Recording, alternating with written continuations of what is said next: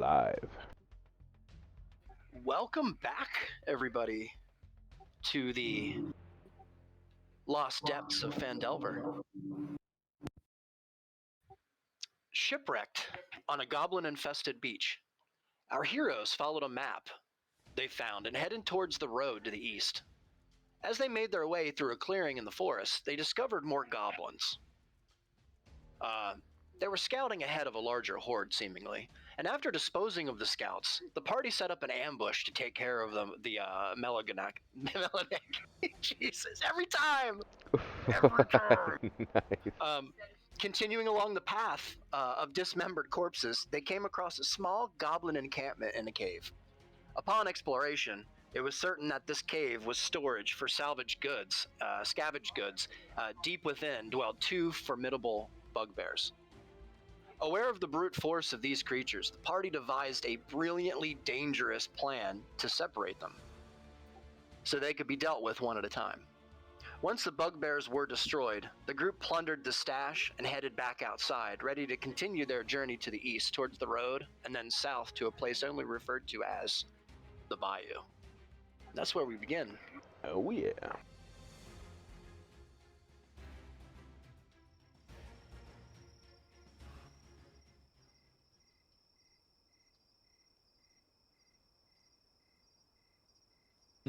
Badass. Born on the bayou. Oh yeah. Some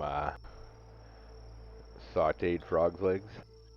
So, so, after taking out the bugbears and getting an idea that the huts around the goblin encampment were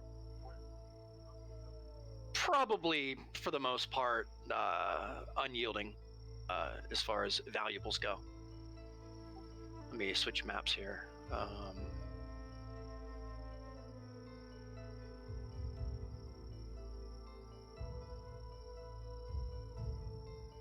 Oh, there we are.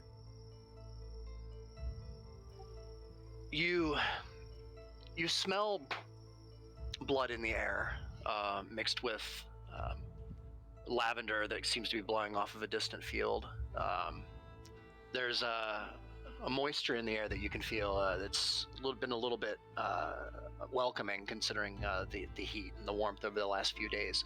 And as you begin to make your way towards the east road, it begins to rain really, really hard, evidently.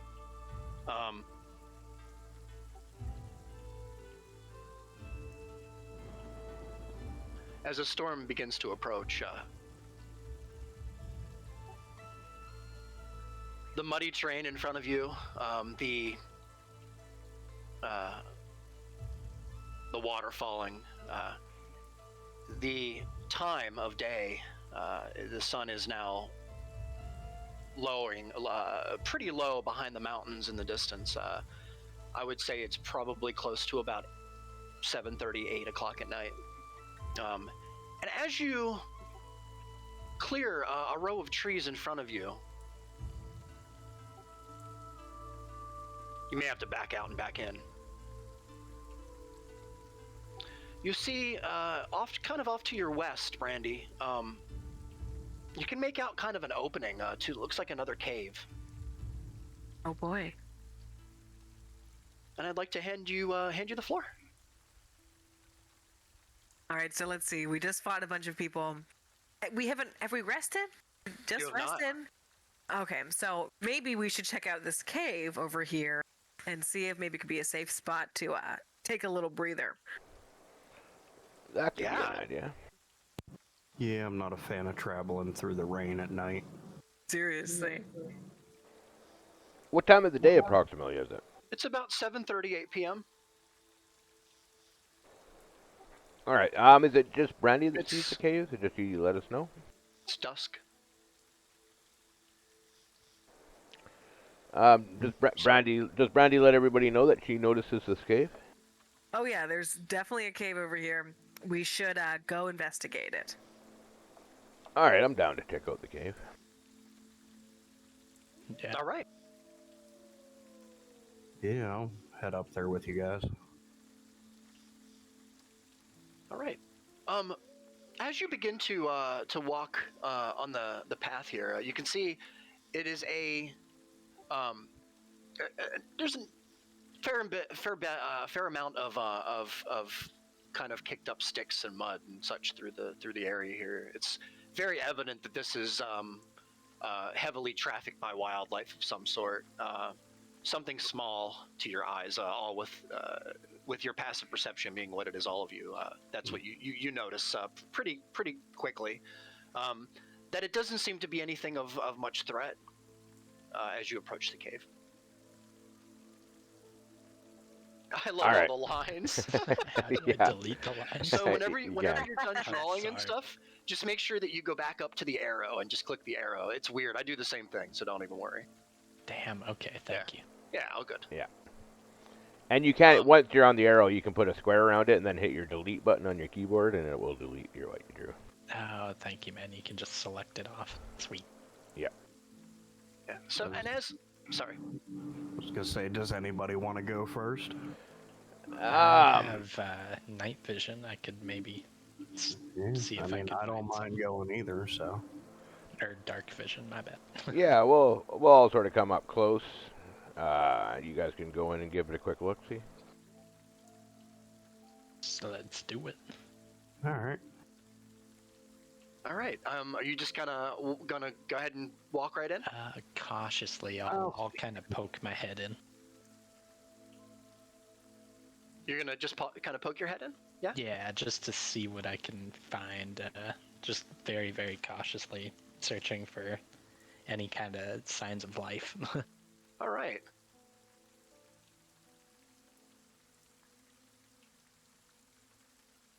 So you look inside the cave, Griff. You kind of lean in real close, and inside the cave, you can see there's a couple of rocks, pretty jagged, and it seems like there's like a pinch, like a bottleneck, kind of a little bit beyond that. Here, I'll give you a little bit more. Nice. It's pretty dark, so. Okay, it looks pretty clear, guys. Yeah. I'd say we drag the boat in here. Is there Well, enough yeah. room? Yeah, let's There let's explore the cave fully before we decide to dedicate to. You remember those alligators? Yeah. All right. Well, we'll bring the boat just barely into the doorway of the cave, That sounds good. Sure. and then Alright. we'll I'll just go ahead and pop you in there. yeah, we'll give everybody some backup.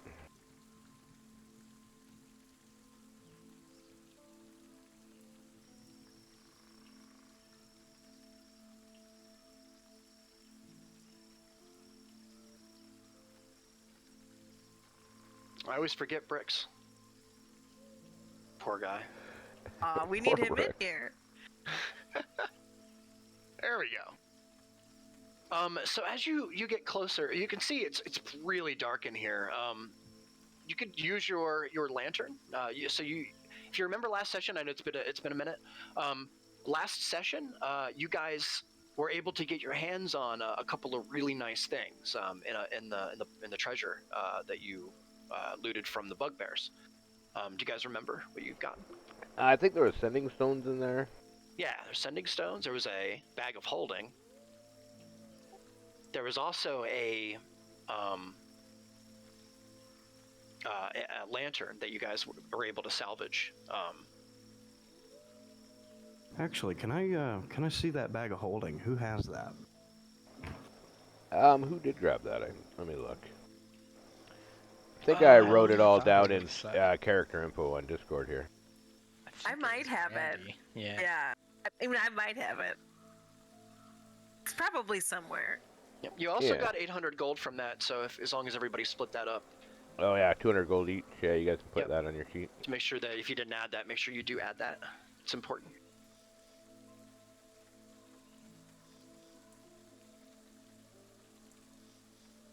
And yeah, I will tell you that it is very dark in this cave. If you want to go ahead and go forward here, I should probably write down who has dark sight and all that stuff.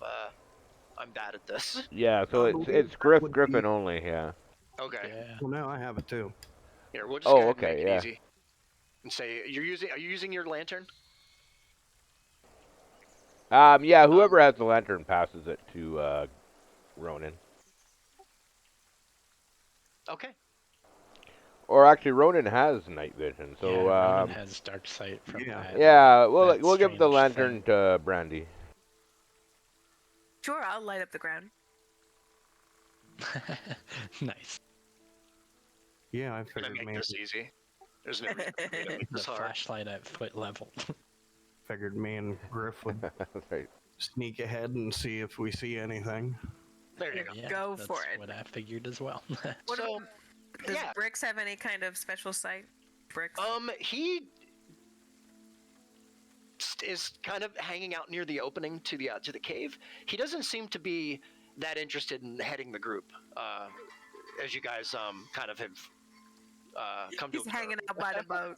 He is. He's hanging out by the boat. Yeah. Yeah, with the rest So of us. there. as far as you know, Brandy, he does not have anything special in that regard. Okay. Okay. In front of you, Ronan, you make out there's a couple of poles here with stalactites and stalagmites. You can see that there's a fire pit that's been, you kind of, as you put your hand across the top of it, you can tell that it's been cold for quite some time. There's a couple of logs stacked up beside it. There is a crate, a barrel, and a couple of sacks kind of sitting by the rock here that you notice pretty quickly, as well as in the corner, there is a corpse, a skeleton of some sort, seemingly like a skull and like a shoulder and an arm, maybe a hand. Same roughish size that I had seen in the other cave. Yeah, I would say. Yeah. All right. And as you approach, well, do you approach any of the? I'll go ahead and leave it to you. I'll point the barrel out to Griff and tell him we'll take that back to the group after we see what's in here. Hell yeah, man. Yeah. Kind of hard to drag it without hands.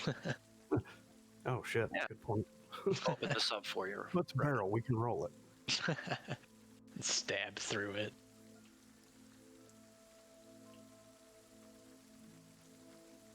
Do you, since you're ranged, do you want me to kind of take the lead here?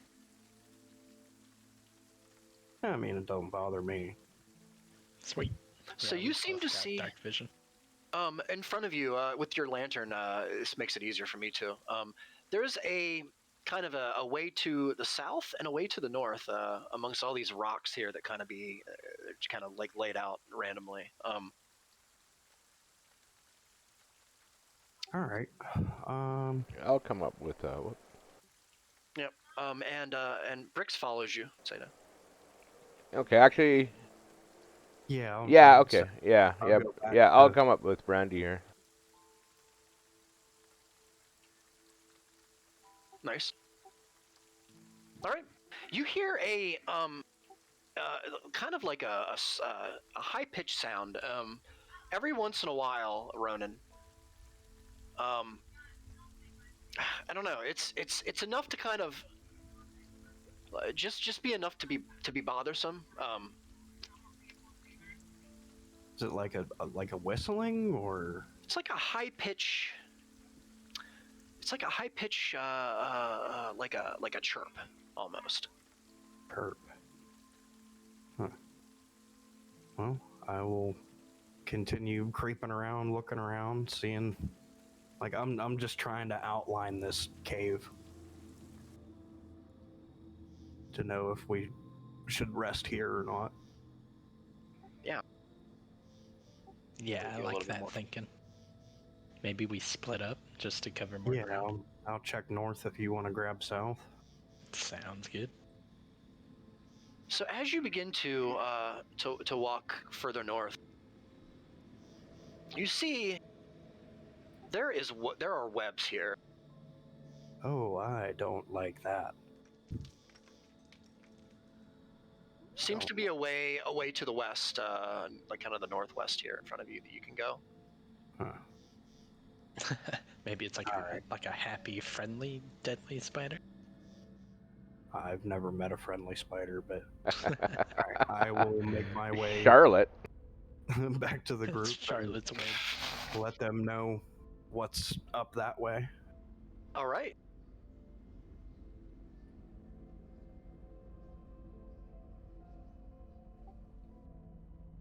So yeah, there's a bunch of webbing up around the corner here.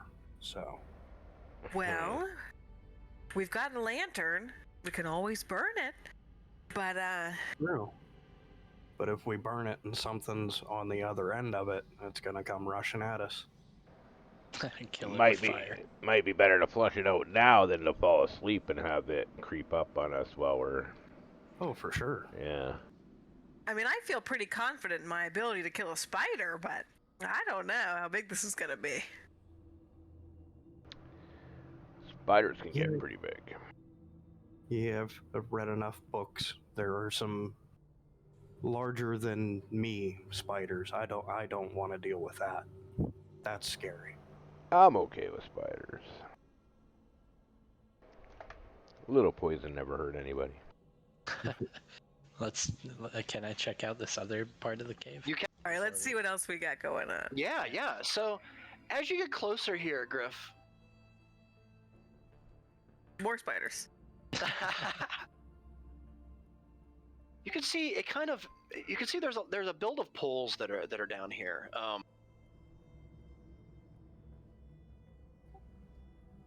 No, damn. Kind of dead ends. Griff, would you like to take a closer look? You're kind of at the back here, so you know you're about. Pretty terrified of water. Yeah, I was gonna say. Aw, Are remember those- last time. Are those puddles I need over my his head? Floaties.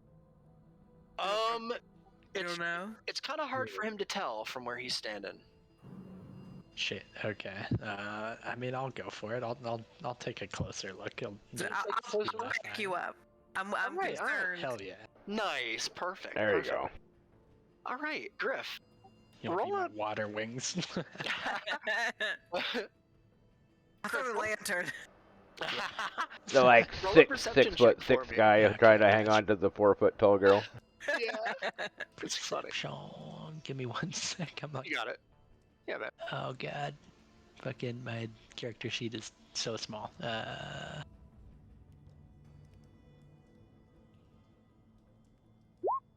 Okay. Oh, it's terrible. A 10. 10. So, Griff, you see a lot of rocks piled up here. There is a pool of water that seems to be deeper than the rest, and it seems to be kind of gathered at the foot of all the crumbled rocks here and debris. You also do notice that there is a skull of some sort that is just kind of sitting on a rock that kind of in the water here, next to the larger mass of rubble. Huh. And you can Does it- tell, even with a 10, you can tell that it was probably put there. Okay, gotcha. Uh-oh. Does it look like a human skull? Is that too much? It's really hard to tell. Yeah, it's really Yeah. hard to tell. All right, I'm gonna back out and just let Brandy know. There's a curiously placed skull on the edge of those rocks there. All right, so it's probably a sacrifice to the spider demon. Yeah, it does not look like a good thing.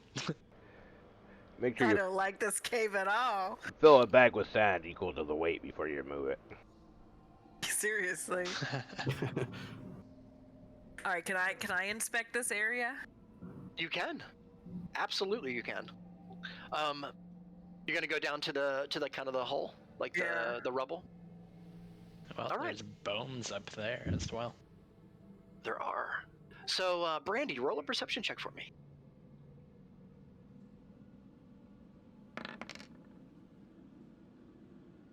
14. No, does she still have No, your, she doesn't at this moment. No. Okay, So so 12, it's yeah. 12. All right, so yeah, you can make out, Brandy, that there is a lot of rocks here. It's pretty dark, but you can manage to kind of see a little bit under some of the rocks, and you can see that the pond in front of you, the gathering of water that makes up the kind of the end of this cave is very deep, and well, it's kind of, you can't really place your mind on where a gathering of water like this would be coming from. Okay. So it's spooky. It's Yeah. saliva. It is spooky, and you can see the skull as Oh, well, and it's it's a longer skull, Brandy, and it seems to have like canines on the front. Like a bugbear? I don't know what bugbears look like.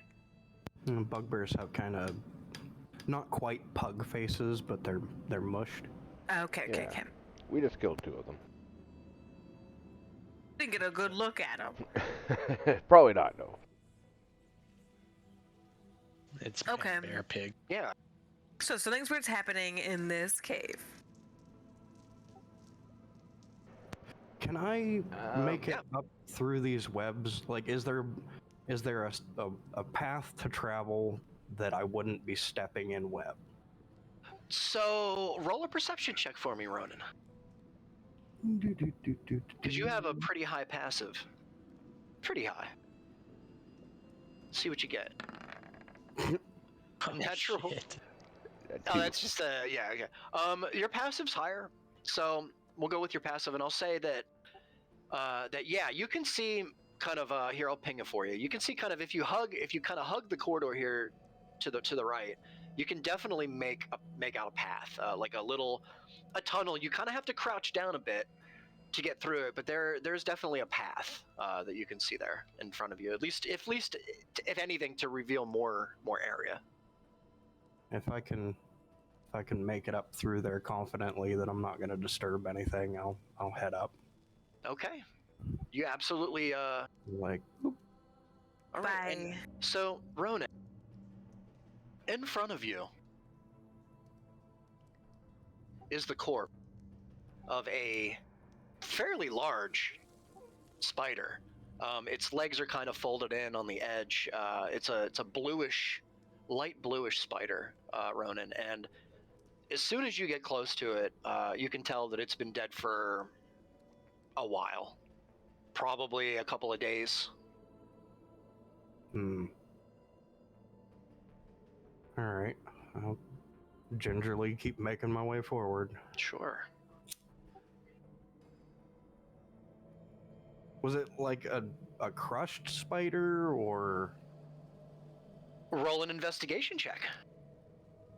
Good question. Like, how did this? I was wondering if you were going to do that. An 11. So, moving closer, Ronan, to the corpse here, you can see that there are bolts sticking out of the abdomen. All you had to do was move kind of one of the legs a little bit for you to see. It's a smaller bolt of sorts, and there are about 6 of them stuck in this thing.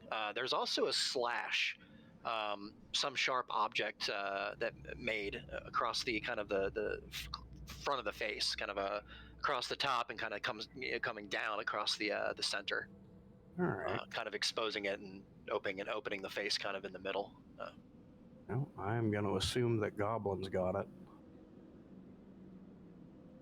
Can I take the bolts? You can certainly try. I would say roll a. Let me see here. Roll a performance check for me, just for funds. Let's see how gooey and messy this is. 21. Damn. So Ronan, you very, very meticulously and very slowly figure out a way to kind of pull the bolts out without catching the underside of the abdomen more, and ripping and tearing it, and you're able to remove, I'd say probably like maybe 5 bolts from this thing. the sixth bolt, Ronan, is pretty deep, and you can tell just by kind of playing with it a little that if you were to remove it, it would probably cause a huge mess. So you decided against it. So I would say if you want to add 5 short bolts to your list, they're just bolts. If you just want to write 5 bolts, Okay. Yeah, to make it easier add for you. I Yeah. added it to my little ammo pile. Yeah, and they're Alright. reusable, 100% reusable. You can tell they're of lower quality. They look like ordinary bolts, lighter bolts. Yeah. Alright. I'll creep my way around this big rock so Yeah. I can see past it. Sure. Are you you kind of you have your lantern on and you're looking around? I don't have a lantern on or anything. Oh, you have your sight. That's right. Yeah, I'm just creeping through the dark. That's right. Like, it still hasn't clicked in my head that I shouldn't be able to see. Yeah. But you absolutely can. As a matter of fact, we'll save that here. I'm jumping ahead. Ronan, I do need you to make a dex save for me, though, please. Dex save. Yeah, as you brush through some of these, and you probably didn't hear the roll, but nice, very nice. Easily enough, you kind of realize that it's kind of held up on like the edge of your pole arm there, and you shift it so that it releases and the tension is released. You hear like a whoa whoa whoa whoa whoa whoa as the web releases and snaps back into place, kind of reverberating throughout the cavern here. As you get closer to the edge of the cave, you could see as far as you can make out, Ronan, and I'll even say go ahead and make a perception check for me just for the funds.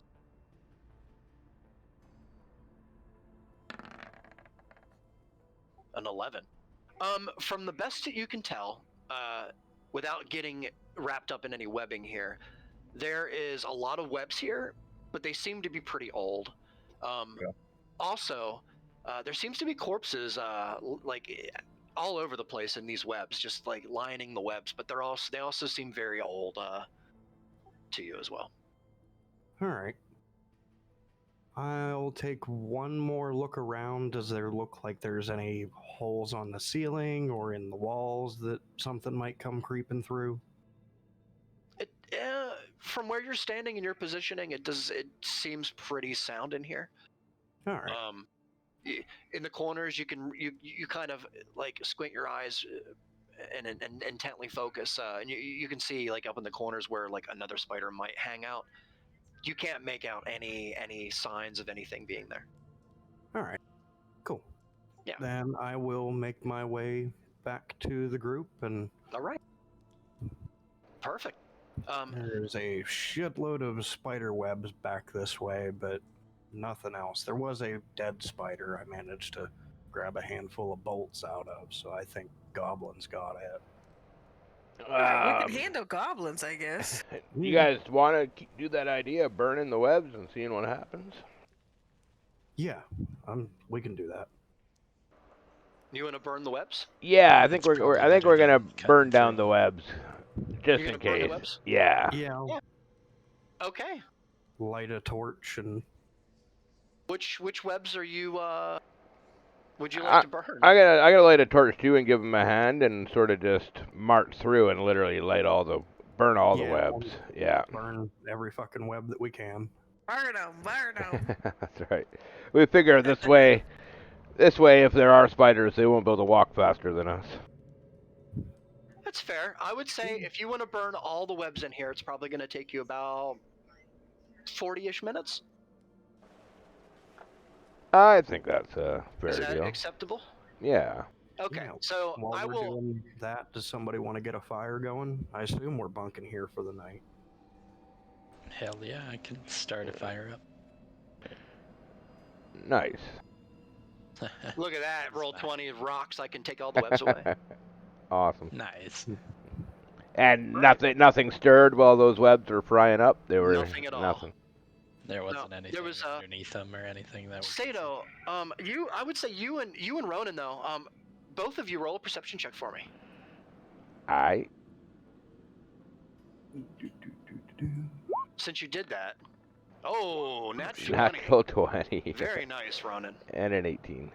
Damn, a nat 20 and an 18. God. All right. Ronan, you seem Did to. stuff fall out of bodies? You're like, gold is falling from the sky. So up here by this rock, this kind of in the crease here where this rock is, as you're looking around and you're kind of burning the webs, you find a little sack in there that when you open it up has 40 gold in it. Seemed to have Nice. maybe fallen off of one of the goblins or bodies or something that were in here. Maybe one of the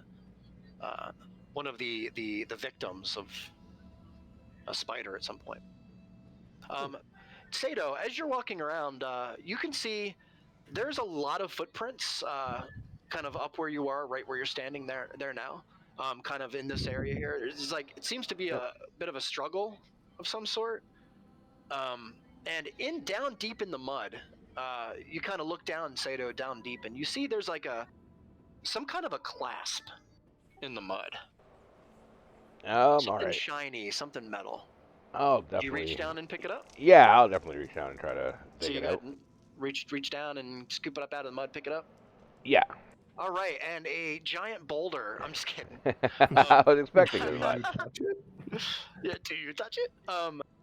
So it's kind of hard to see in here, Sato, but what you can make out is there's a clasp, and the clasp it looks like two ships, one kind of in the foreground and one kind of in the background with some waves in front of it. This is all it's all made out in impression in metal, and just beautifully made. There's kind of like a couple of gems, it looks like, that make up the top part of the sails. On each of them, and then like the front of the stern, there's like like a red gem in each part of it. It's really hard to see in the cave here, but this looks really old to you. If you want to go ahead and write old clasp on your Got list, or just make a note of it. yes. Okay. Cool. Yeah, and Yeah, I'll it grab catches that. your attention because this is kind of right at home with you. And for a second there, you feel almost like you're being taunted in a way. Like, what is this? Yeah, more booty from like the good old days. Mm-hmm. Yeah, and Ronan, All I would say you even noticed that Sato, I keep calling you that, man, I'm sorry. That Designation 1, Captain D. Captain D, reaches down and he picks this up, and you notice it. And you notice that he kind of takes a moment and kind of, like, he's not there for a second, and then he kind of shifts back and he's there. Yeah, I found a little pouch with some loot in it, some gold. Nice. What'd you grab? Yeah, I'll show it to battle. Like, yeah, this little clasp here with a couple ships, some gems. Huh. Kind of looks like stuff we used to find back in the old days. This What do you think cave, they're worth? I have no idea. We'll definitely have to find somebody that can appraise it. That was going to be my follow-up question. Is like, is that like an antique? Like you would have to find a specific spot to sell that, or do you think anybody would take it? I assume we're walking and talking back to the group. Yeah, I would say anyone will take it, but a specialist might have a better idea of its value and give you more. I'm not sure though. Cool. As I walk past Brandy, I'll put 10 gold coins in her hand. Nice. I'll give the 10 gold coins to Sato, go over to Griff, Thank and scratch my head. How did you... Well, you know what? I'm not going to question it. Thank you for getting the fire going. And I'm going to... Wait a minute, yeah, we should probably play this. Choppy chopped down some firewood with his sword arms. He just One kind of of my like flint and swords is, steeled that. Flint and steel, yeah. Yeah. Seriously. Just make some sparks. He's got it. But I will just assume that you guys kind of get back and you light the fire. And see how cool it is. I can just kind of go, whoop, and fire's gone. Oh, nice. Isn't that awesome? Yeah, that's Nice. badass. Yeah, I'll give Griff 10 gold coins as well. Nice. Everybody can mark off 10. That's nice of you. Yeah. All right. All right, guys. Well, I don't know. It seems safe to do a rest in here. If you guys wanna get a little shut eye, I'll do my standing, sort of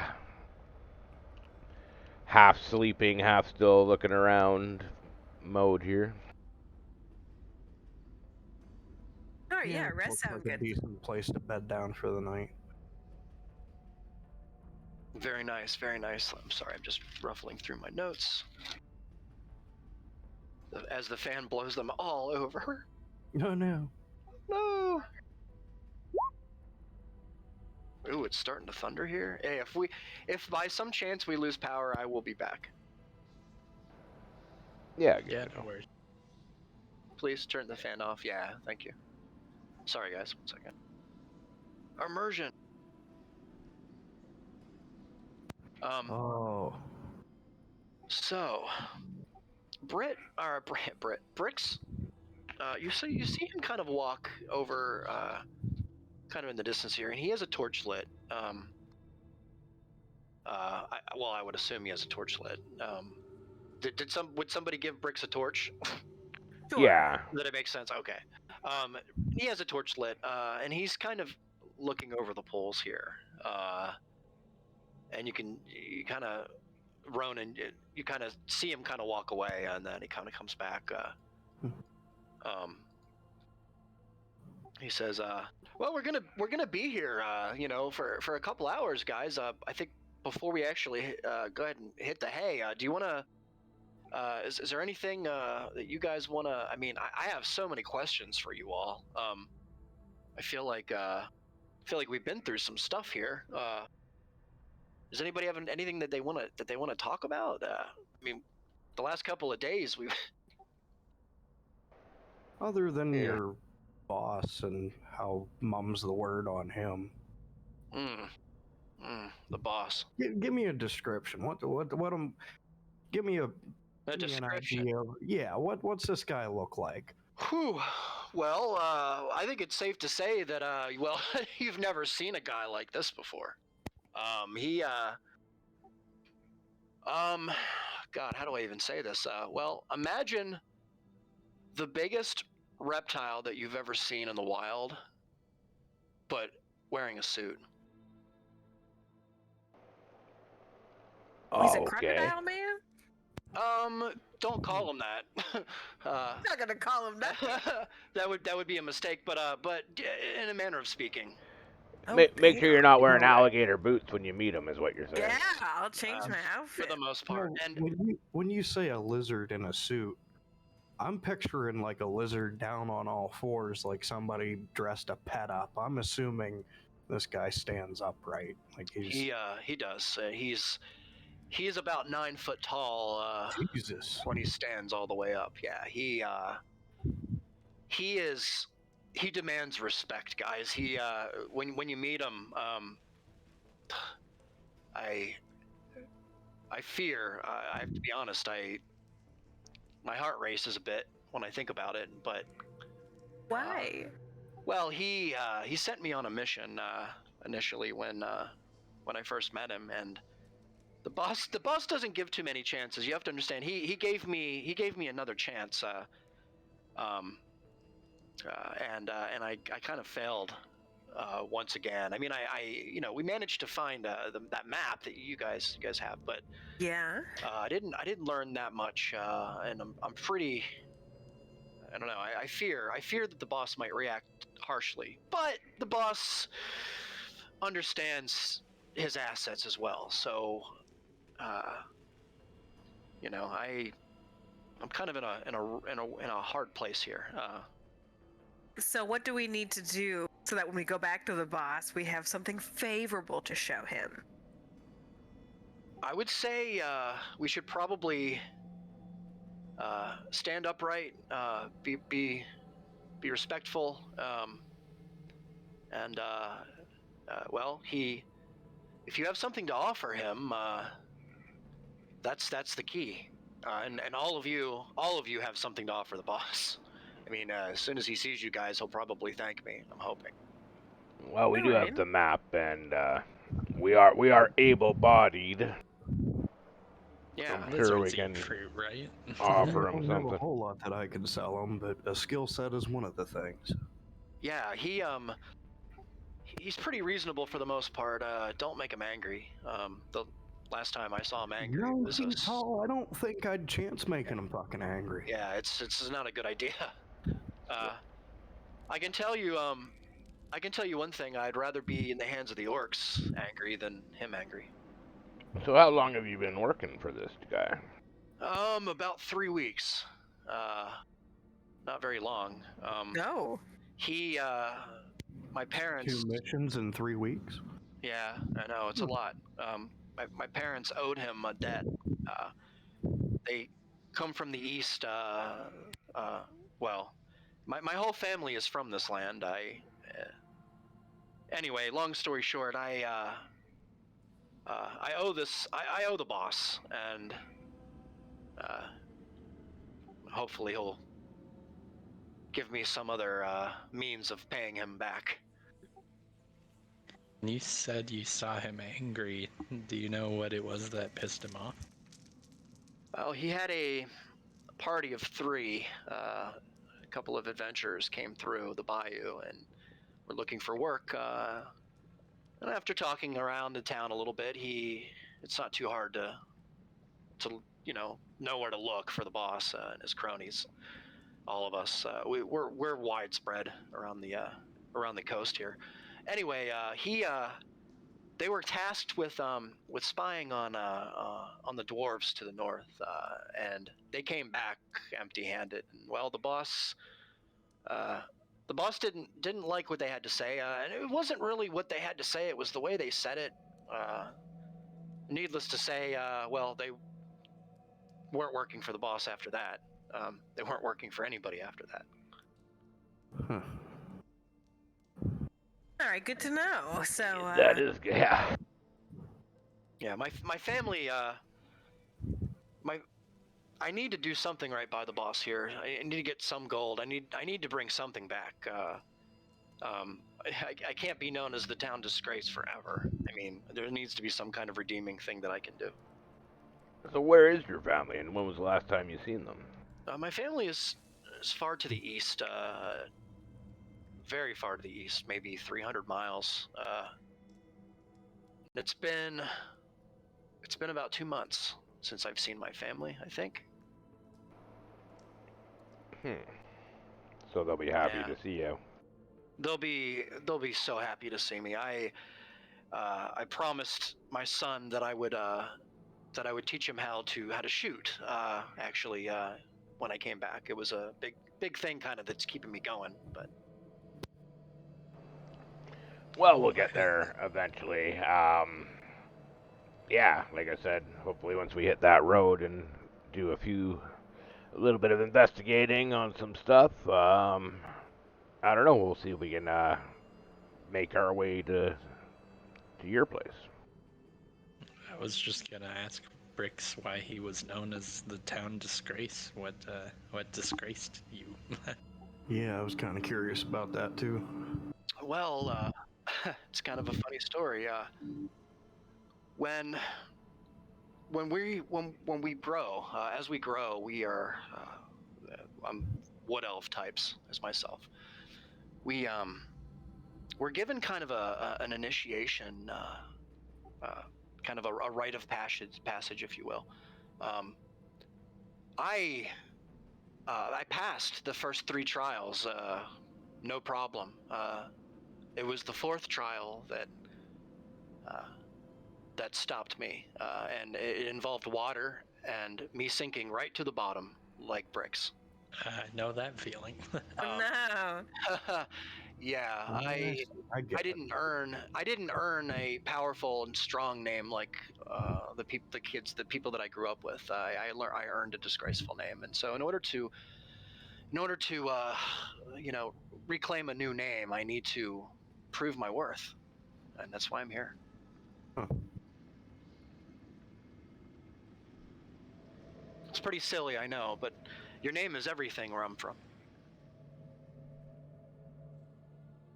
Well, we're gonna get you back to your family and get you your new badass name. It's really, really warming to hear, friend. Thank you. So let me get this straight. You're named Bricks because you sunk like a brick. You could say that. Yeah.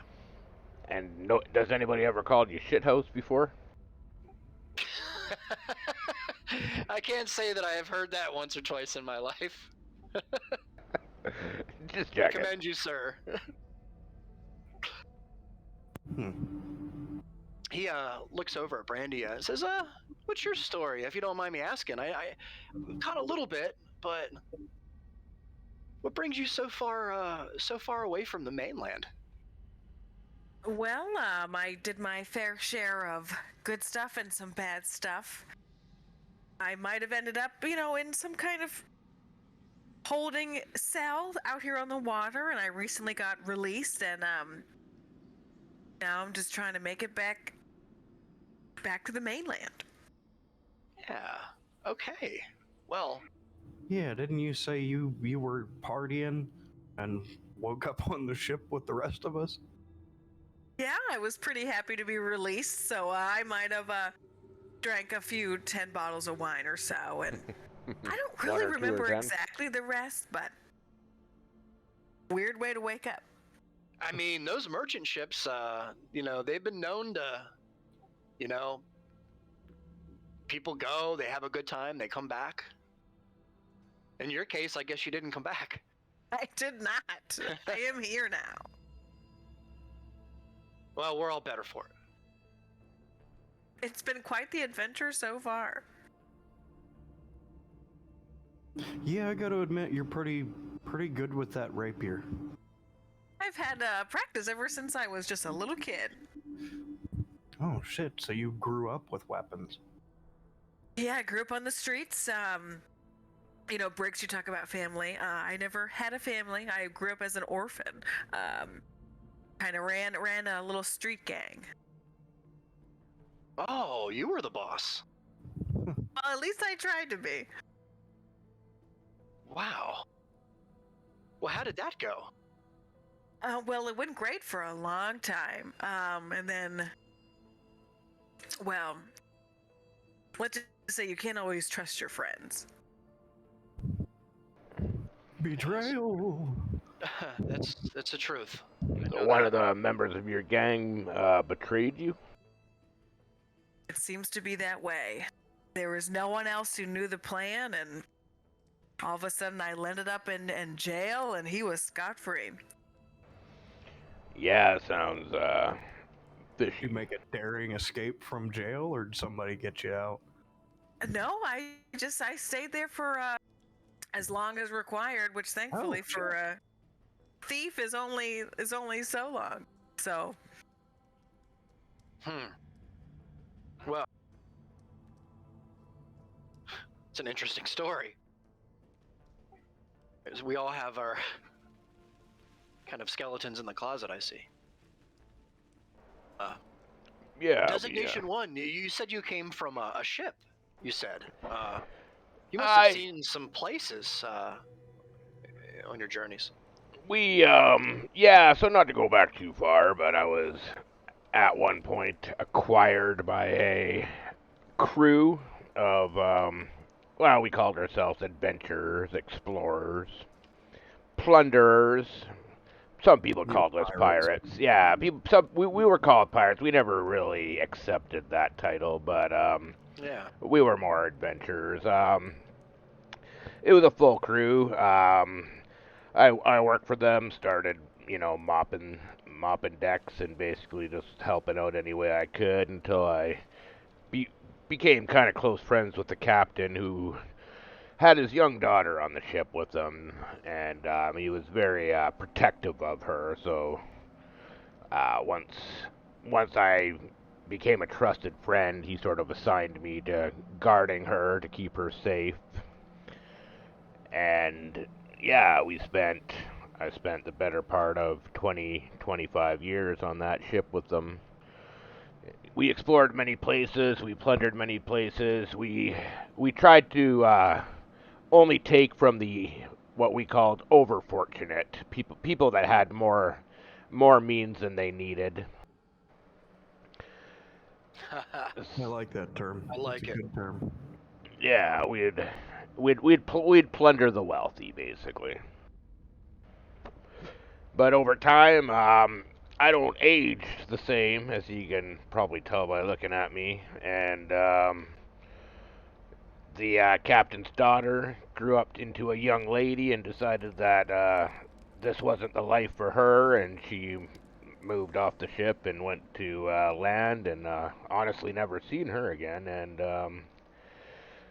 I stayed with the crew until they all grew into old men and retired life at sea. And I assume most of them are deceased at this point from old age. If there's any alive, they'd be in their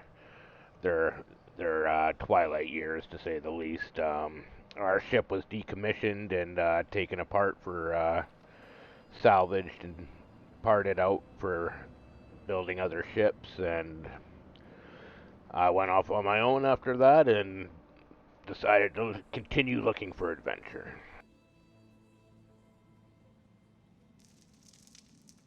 That is quite the story. So you've been on the water for most of your life? I've sailed for, yes, most of the times that I remember since being created, I've been at sea. Yeah. And do you know how you ended up on the boat that we all were on? Well, I remember being in my rowboat. Oh, that's right, your rowboat.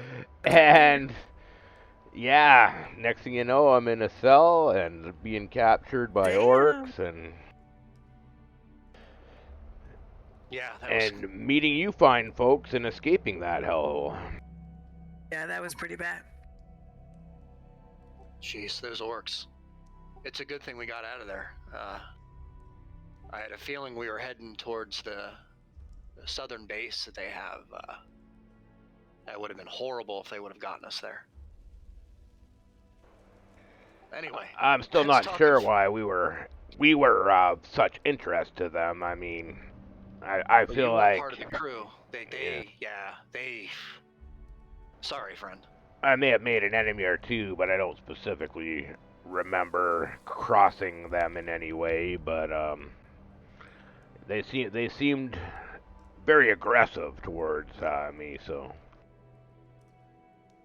Yeah, we haven't seen the last of their kind, I'm sure. You said that there's a base south of. Did you say There the bayou? Yeah, it's pretty far south. It's probably 100 miles or so south of the bayou, but Coastal. sorry? Coastal. It is coastal. They took over kind of an older village that was there at one time. They pillaged it long ago and took it over. And the fortifications and such were already built. They have a very strong perimeter wall with cannons on it, ships and such at the docks. It's amazing to me that a savage thing such as an orc could be so organized.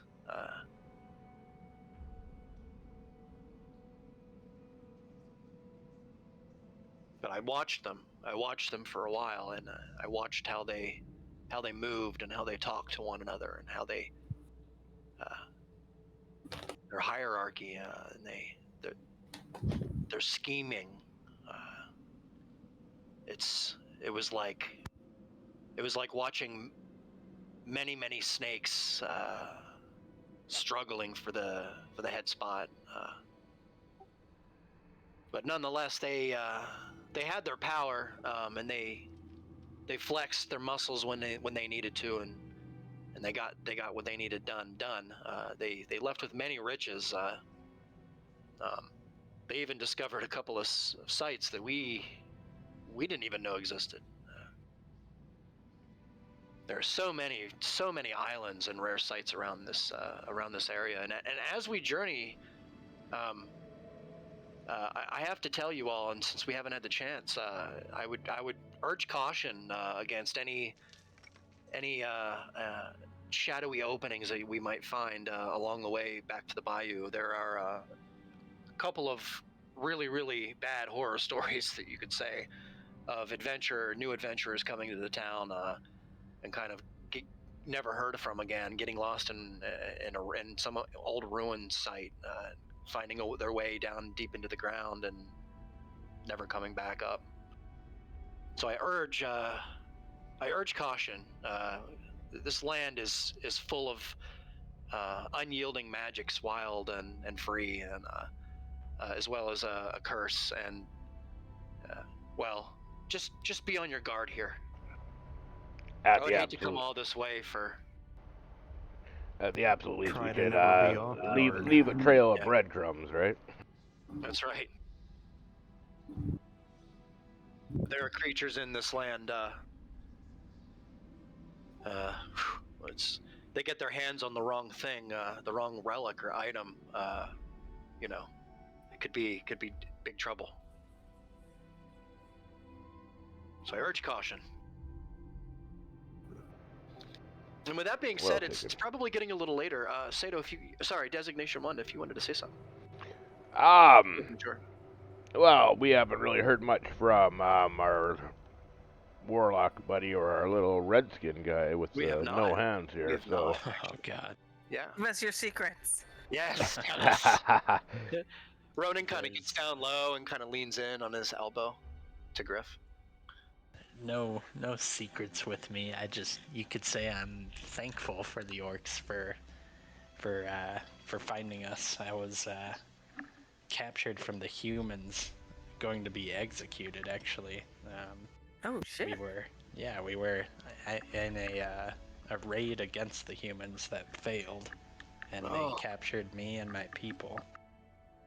And yeah, as a high-ranking warrior, they were finally going to execute me after taking my hands first. I never stopped fighting, and yeah, I've been a thorn in their side ever since. So they were happy to show my people what they could do to us. But the night of my execution, the orcs ambushed them and apparently took me as a prisoner.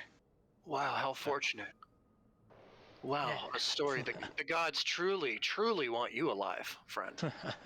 The orcs were brutal. What about the rest of your tribe? Did they make it?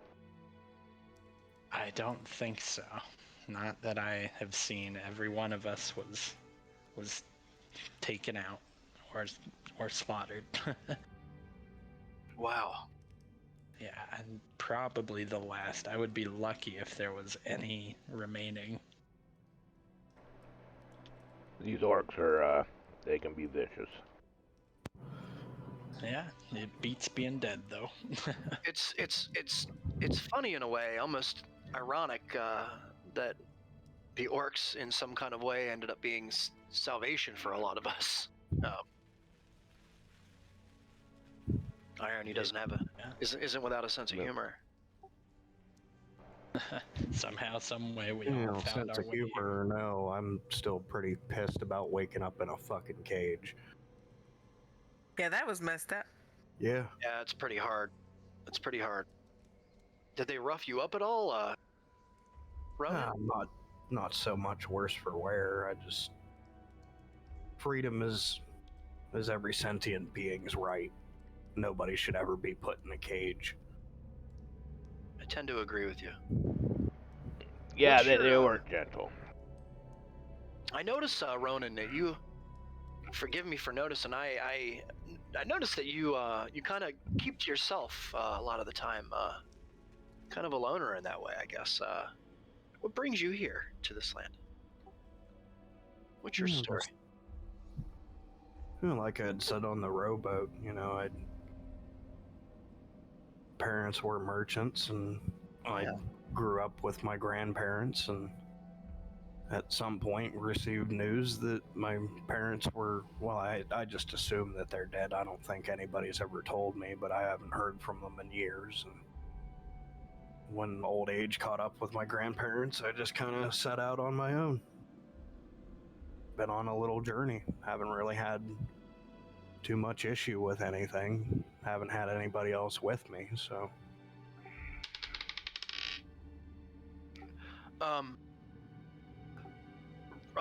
Sorry, Brick's kind of leans in. Are you still kind of in the corner over there?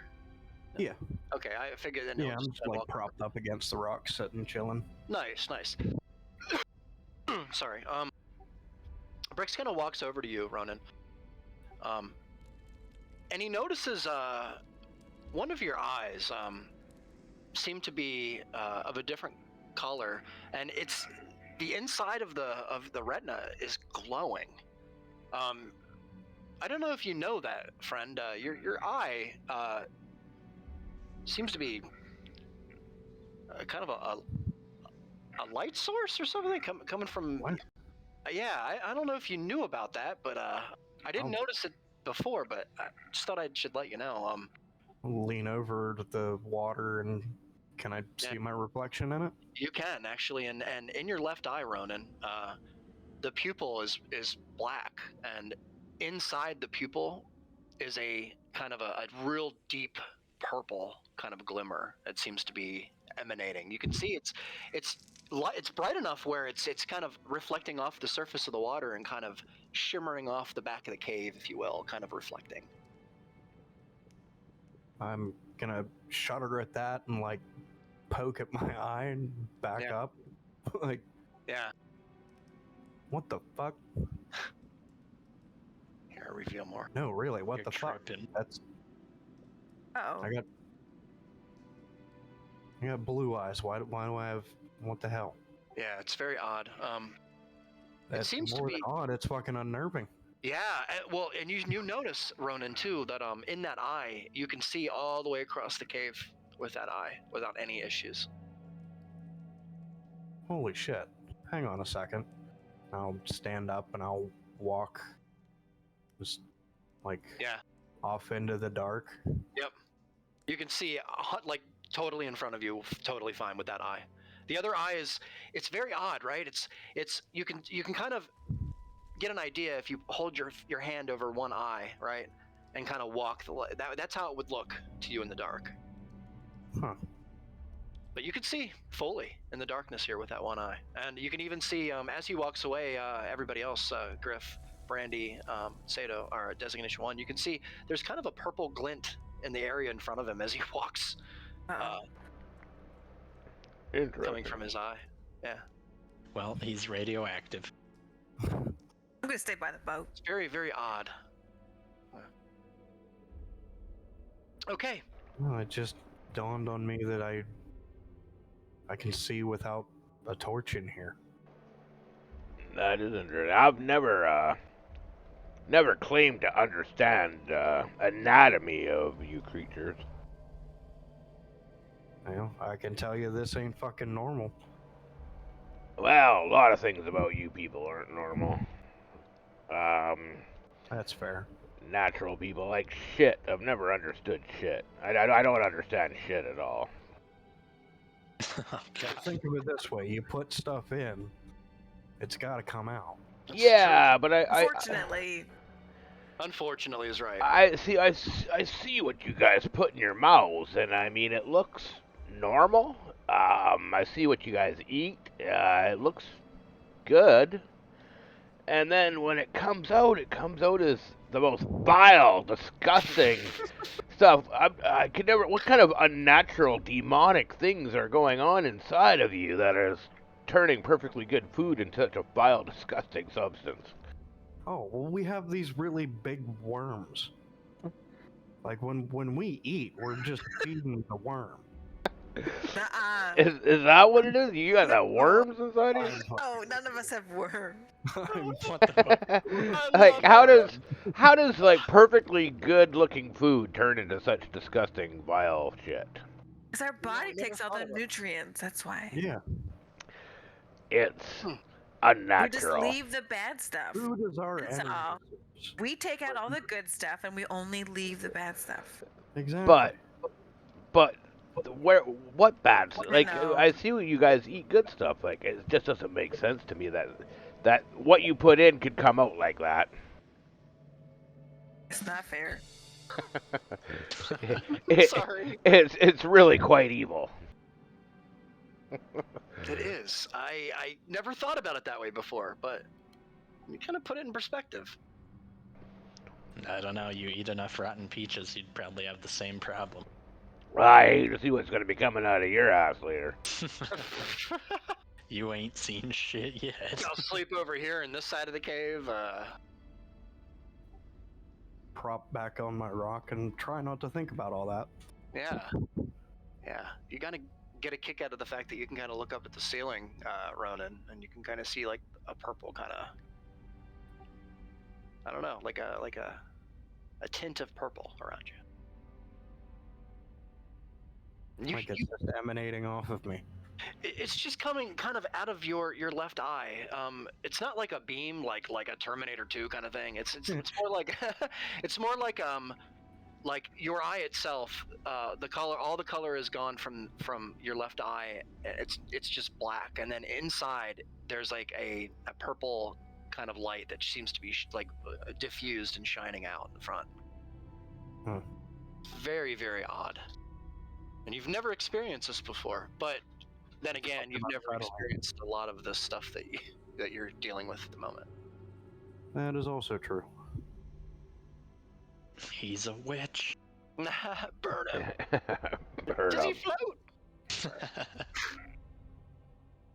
All right. So, I'll go ahead and leave you guys the floor here for a sec, and then we'll go ahead and long rest whenever you want. Do our watches and stuff. I think I'm ready for a rest, and Yeah. I'm really curious to make our way to that road. Let's do some traveling. All right. Okay, is that the plan? We're gonna go ahead and have a long nap. All right. So how this works is, usually it's 2 people on watch while the rest sleep. So it's 6 hours of uninterrupted rest while with 2 hours of watch. So, since we have a smaller group here, I'll go ahead and leave it to you guys as far as you want to do. But I vote we just leave D1 to watch us. He Well, doesn't seem to require sleep. Yeah, I I'll mean, go on first watch. yeah, we can. With D1. Yeah, I Jeff can Bridges be one of the 2 watches for the entire time, so you guys can just take turns of one it with me at a time. 'Cause I don't trust this place very much. I mean, there's dead spiders. And creepy skulls. So Yeah. I'll keep watch over here. all right, perfect. So, Yeah, I'll kind of watch this direction then if she's watching that direction. all right. So what we'll do is we'll have 4 rolls. It will be Sato and Brandy first. If you would both roll a perception check for me.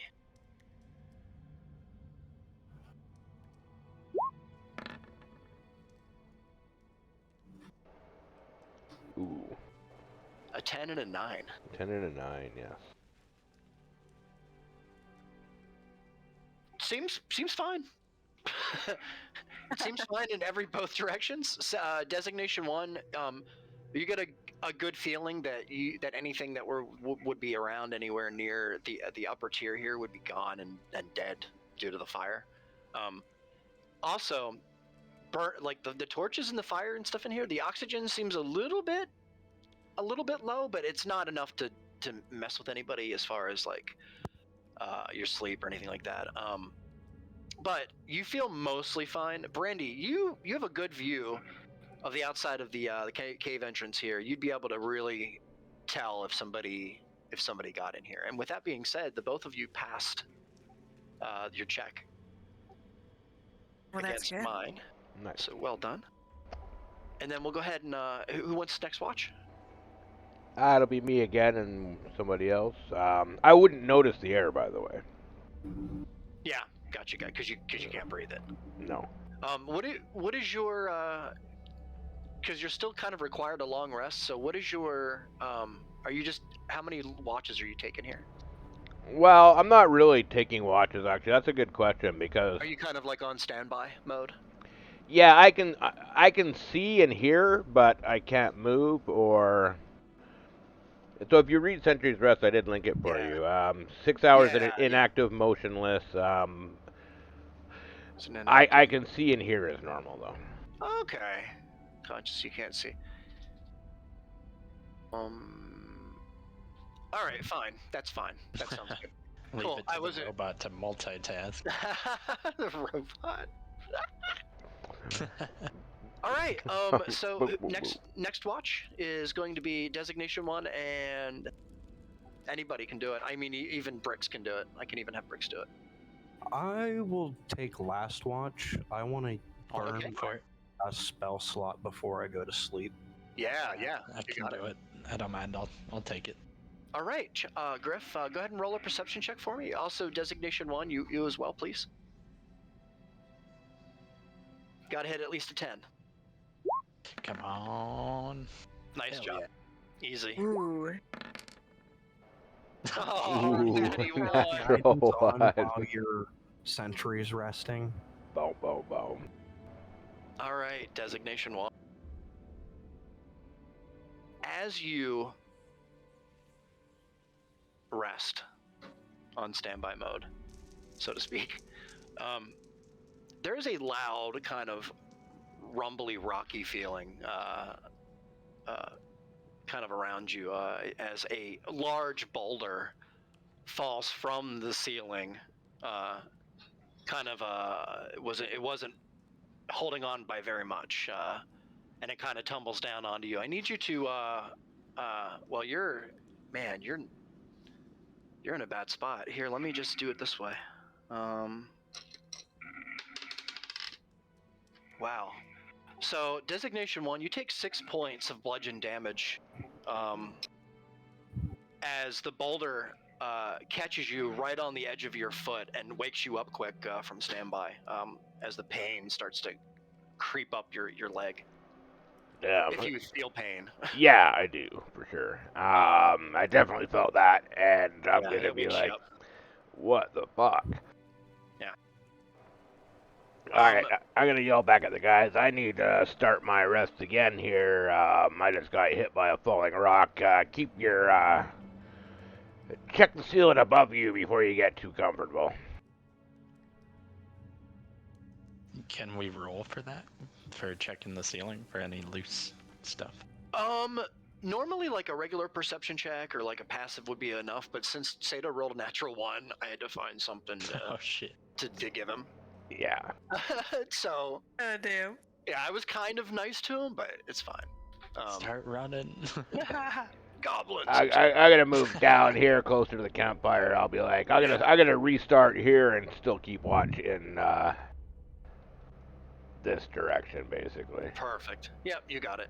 And you feel really secure, Designation 1, that nothing's gonna come up from that upper tier there. You feel really confident that you've cleared that out pretty well. Nice. All right, I'm gonna slowly fall back into sentry rest again. All right, you got it. I meant to move down by. Yeah, by it's all good.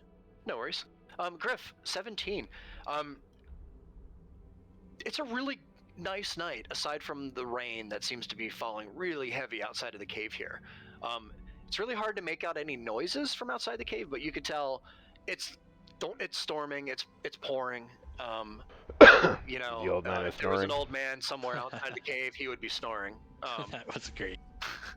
Like, so yeah, you succeeded in that, and I need one more watch. I'm assuming maybe Ronan and Bricks. Yeah. We'll roll, and that was a 13. Is that perception? Yeah, perception. Nice, 19. Yeah, Ronan, with your kind of newfound ability, if you will, at least for the time being, nothing's gonna get past you. You have a very confident sense that you are protected in that regard. Like, you're not gonna be snuck up on in some way. Bricks seems to be kind of sitting crisscross, kind of against the cave wall here, kind of drifting in and out of consciousness, not really doing very well on his watch. He seems very tired, shooken up from the events of the last couple of days. Yeah, I'm just gonna shrug it off. All right. And with that being said, guys, we're going to go ahead and say that it's morning. So everybody will regain all of their hit points back, all spell slots. Did you want to do something, Ronan, before we woke up? I vaguely remember hearing you. I also wanted to before I went to sleep, I was gonna do comprehend languages. Oh yeah, okay, let's do that. And take a look at some of these letters. Let's do that. I'm sorry, I kind of rushed ahead here. I had a bullet point right in front of me that I didn't even do. All right, cool. Ronan, before you wake, you're kind of on your rest, like in between your watches. As you do, Ronan. Oh man, do I not have the right music? Let me see here. Hold on 1 second. I'm sorry about this. Shit, we're changing music.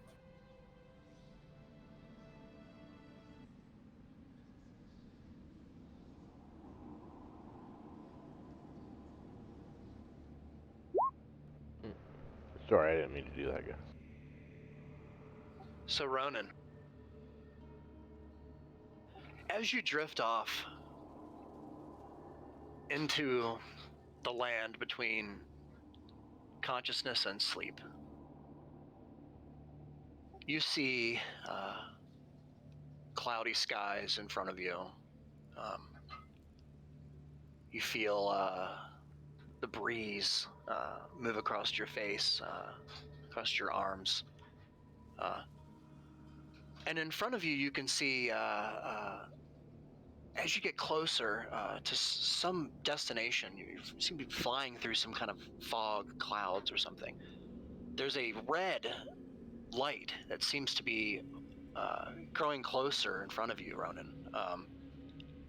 It's hard to make out from your distance, but you can see that they're flames of some sort, and they seem to be coming off of some large building next to some large stream with a mill attached to it. A very large building, the flames just billowing out of the tops and the sides. You're starting to hear the sounds of screams, wood falling and crashing on the ground.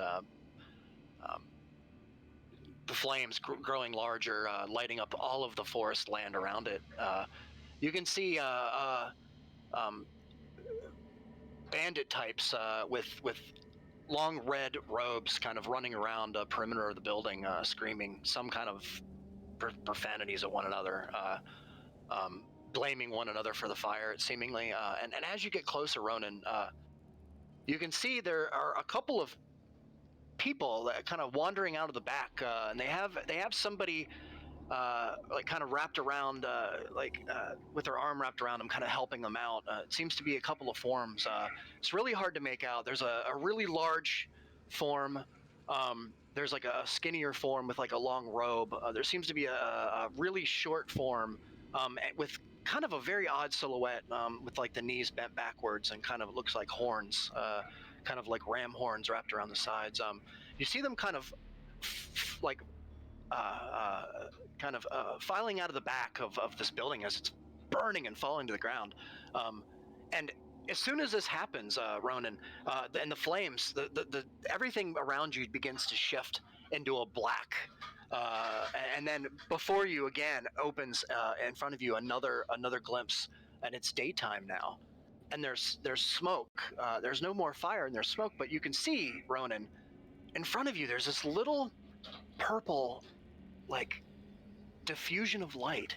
It seems to be hovering over the ruins, the burned ruins there, is kind of floating and bobbing up and down very, very slowly. And then all in an instant, it zaps down into a lower level, and you can see it kind of going into some kind of object and then glowing really bright, and then you're snapped back into it, back into the cave, with basically everybody around you. Oops. You snap out of it, Ronan. You're kind of in a cold sweat. You've got moisture on your brow. You wipe it away, and that purple glow. You kind of look up in your face and kind of put your hand in front of it, and the purple glow doesn't seem to be there any longer. I wave my hand in front of my face. And Yeah. that's, huh. Yeah. The hell was that? He's a witch.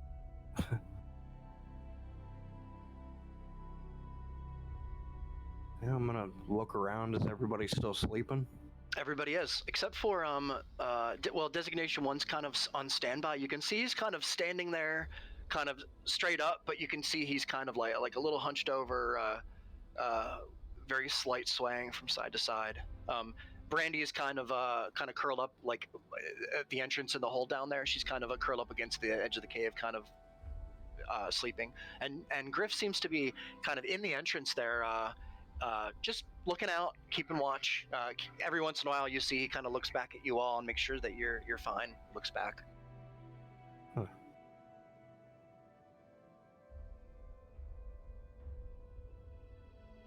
All right. All right. You wanted to sprawl out these letters in front of you. You have quite a few, actually, Ronan. Yeah, I was gonna say, I'm pretty sure. Let me just link the spell Sure. for 1 hour. So I have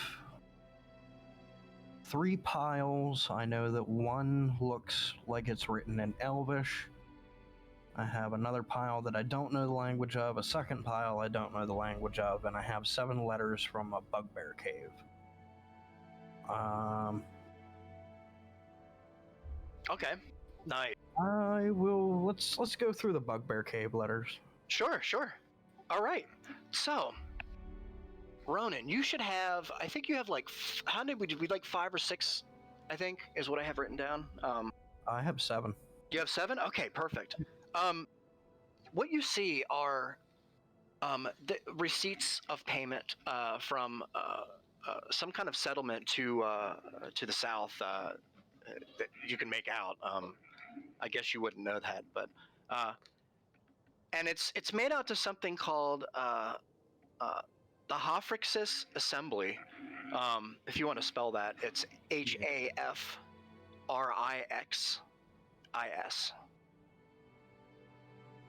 Hafrixis. Yeah.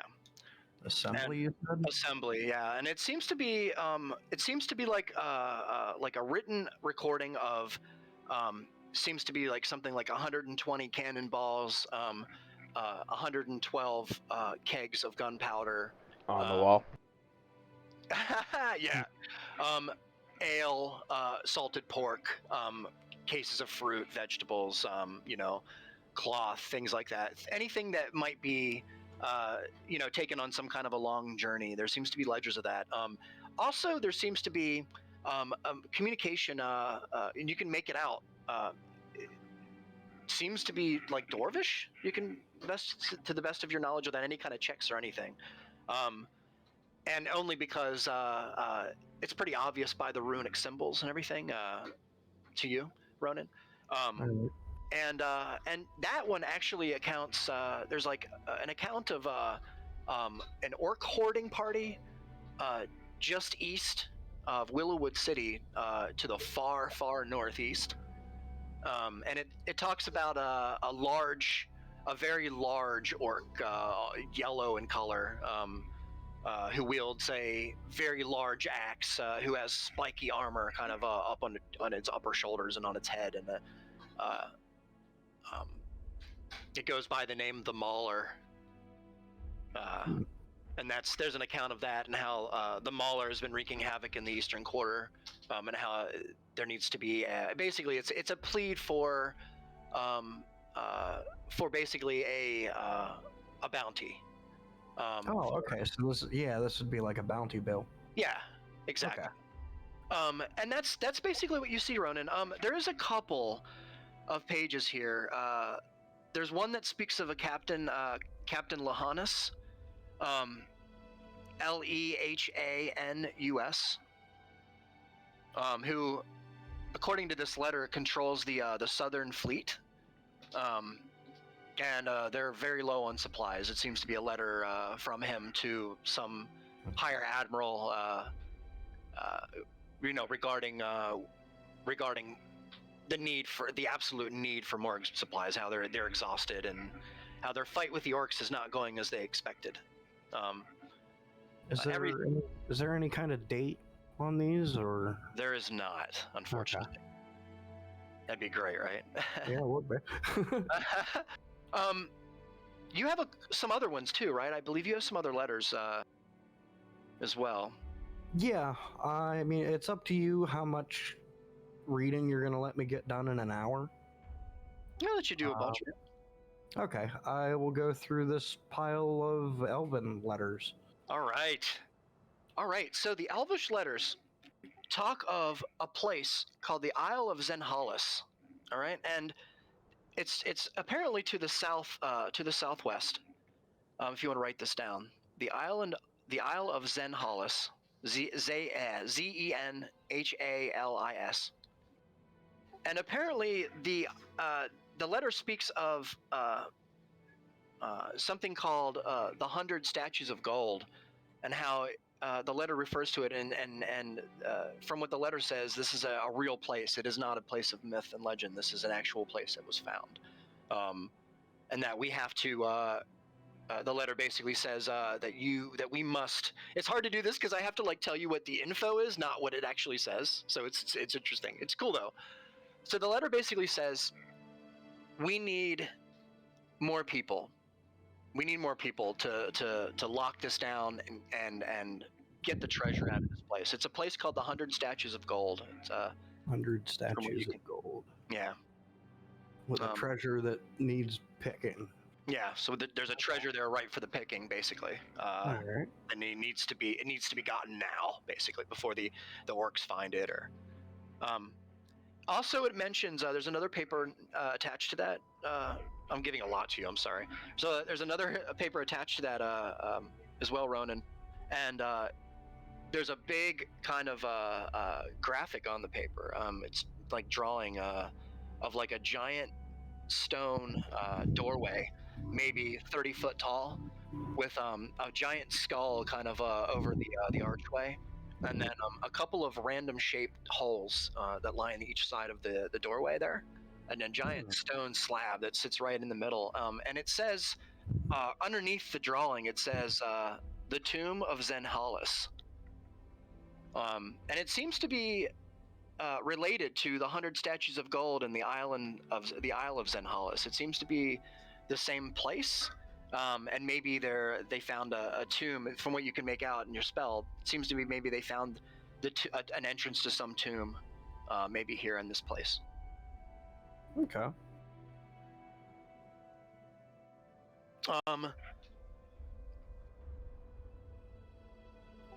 I think with that, you can decipher also, Ronan, on a couple of the other pages that you can see that these are valuable places. That whatever these notes and such speak of, you can be sure that they hold valuables. That they went through great lengths to report on these things. It's just that they don't seem to have found their destination. They were found by the orcs instead, or by the goblins. Possibly from the shipwrecks, or maybe shipwrecks from before. It's hard to say.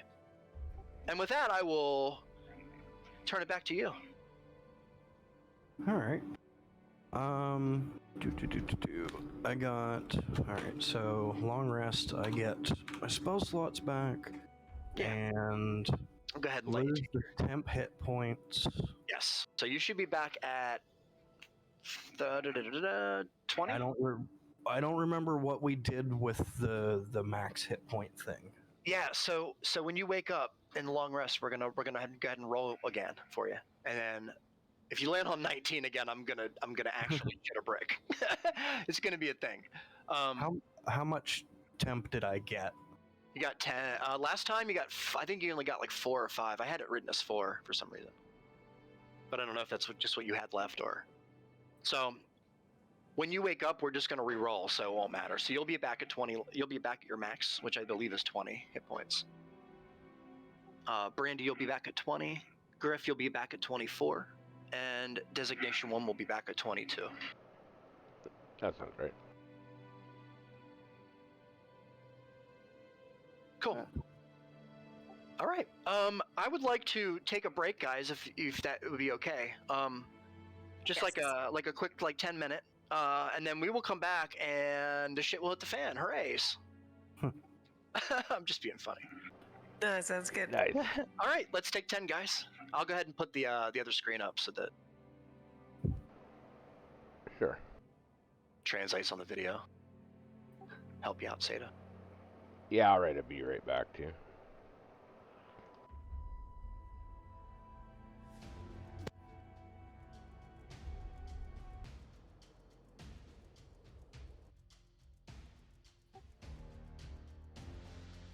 All right, y'all. Be right back.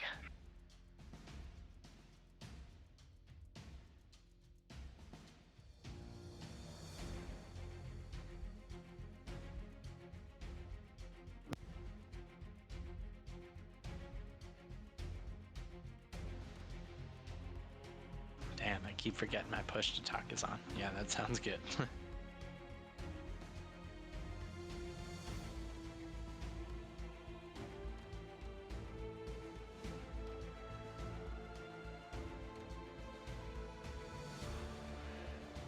I'll be right back in a sec, too, guys.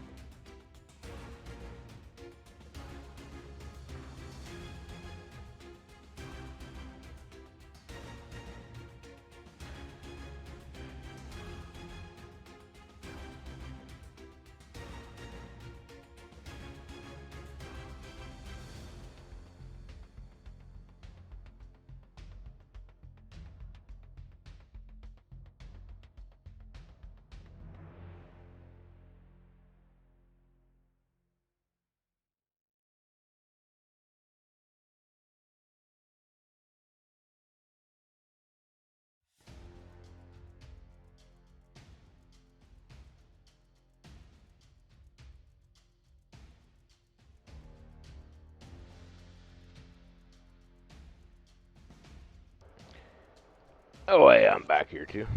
Catch my drift. Bulk, Do you remember when yeah. people used to say that? Catch And my like- drift. And neat. Do you remember when people used to say neat? Neat and neato. Neato. And cowabunga. I think neato's before our time. But I think it is too, but Cowabunga became popular because of the Ninja Turtles, of course. it's true, man. Yeah. Like And then Ninja actually Bart Simpson too. Don't forget that Bart Simpson was Oh Cowabunga. yeah. Yeah. Everybody forgets Bart. Hey, we need the Dre song. Everybody forgot about Bart. Yeah, Oh god. There you go. that's what we need because everybody's all South Park now, but everybody forgets about the Simpsons, man. They were the OGs. They were. I can't believe The Simpsons is still fucking running. I know it's insane. Does anybody even watch The Simpsons anymore? I mean, it was so I don't. great in the 80s, but nowadays it's not. You know what I mean? Yeah. There's hard- just I too don't much other know. shit. Do they still run new episodes? I think good they that- might good actually. question. That's a good question. Yeah. Because Yeah, I I want watched to say the last time I checked on it, it was a couple of years ago, and they were starting a new season. So They might be. I mean, it was notorious for being the longest running show in history, right? So, yeah, but nowadays that, you know what I mean, all these other shows that come out. I mean, South Park was pretty OG too. It was way back in the day, but I mean, since then there's been Family Guy and now Rick and Morty, right? yeah, Rick and Morty's all right. I mean, it's pretty good. I'm waiting. Like, I don't like watching shows that are current, because when I sit down to watch a show, I just want to binge watch the whole fucking thing. Yeah, Well- we're spoiled like that now. Rick and Morty, what did they just do? Season 4 or 5? So there's a lot of Rick and Morty to watch. Yeah. And it's all, I mean, if you haven't seen the Rick and Mortys yet, you're missing out. You're like I seen living with wolves. honestly, like, season 3. I started season 3 and got caught up, and I was like, well, fuck. Oh, yeah, it's one of those shows that you can just watch a single episode and be okay, but it is better to start on the first season 1, episode 1 and work your way through it, because it's funny. So they do singular episodes that aren't tied to anything, and then they also do like a continuing one. So like every couple episodes will be part of the continuing story, right? So they're doing both simultaneously. So depending on which episode you watch, if you're watching one of the ones that's part of the continuing story, it's definitely better to have seen the previous one. But if you're watching one of the ones that's literally a one-off, then you're okay, right? So it depends on which episode you're watching. Yeah, I'll just wait. Well, you got plenty to watch now. It'll be a while before. They're really slow at putting them out. That's the biggest thing people complain about Rick and Morty is those two guys take forever to write and put out a season. But apparently they just got a deal to make like, I think it's like fucking 17 seasons or something retarded like that. It's, Oh my god. yeah, they just got signed to a I huge don't know deal. if I believe that. I'll have to look it up. I can't right. Well, I can't right now because I'm I recording. can't see somebody signing somebody for that long. Yeah, I might be wrong with the 17. I'm just sort of guessing, to be honest. But it's a crazy long. It's longer than you would think anybody would sign something. It's like it is a ridiculous amount. Wow. I don't doubt it. Well, it's the biggest show ever, right? It's fucking so big, right? Like I said, if you guys, like, I can't believe you guys have made it this far without seeing Rick and Morty. You guys are like outcasts of society. You realize that, You know right? what it is, man? It's just that there's so much, you know? It's There's not, so much though. out there. It's not that much to get through the Rick and Morty. Then the Rick and no, Mortys I go just so mean, like- fast, yeah. Because we just got done watching Ozark, and I loved that. I Yeah. thought that was fucking great. Ozark That was a really great good. show. Yeah. I'm I'd just like to not see a TV spin-off or person. Yeah, you know. Video games non-fucking stop. No, let me tell you though, guys, for real, and I'm glad we're recording this, because I want to go on the record. Like House of the Dragon. It's Look gonna be out. good, yeah. Yeah, It's rough episode though was because amazing. What's up? it's just rough right now because. Sorry, Matt. Yeah. That's just rough right now because we're watching it in real time, which means fucking waiting a week on cliffhangers every time. Yep. Which we're all spoiled, right? We're used to being able to just pop in the next episode like right away. That's exactly right. Cue Sit- that shit up on TiVo.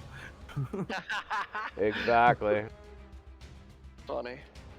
like I said, it's been years, literally years, since I've actually had to wait a week for an episode of anything.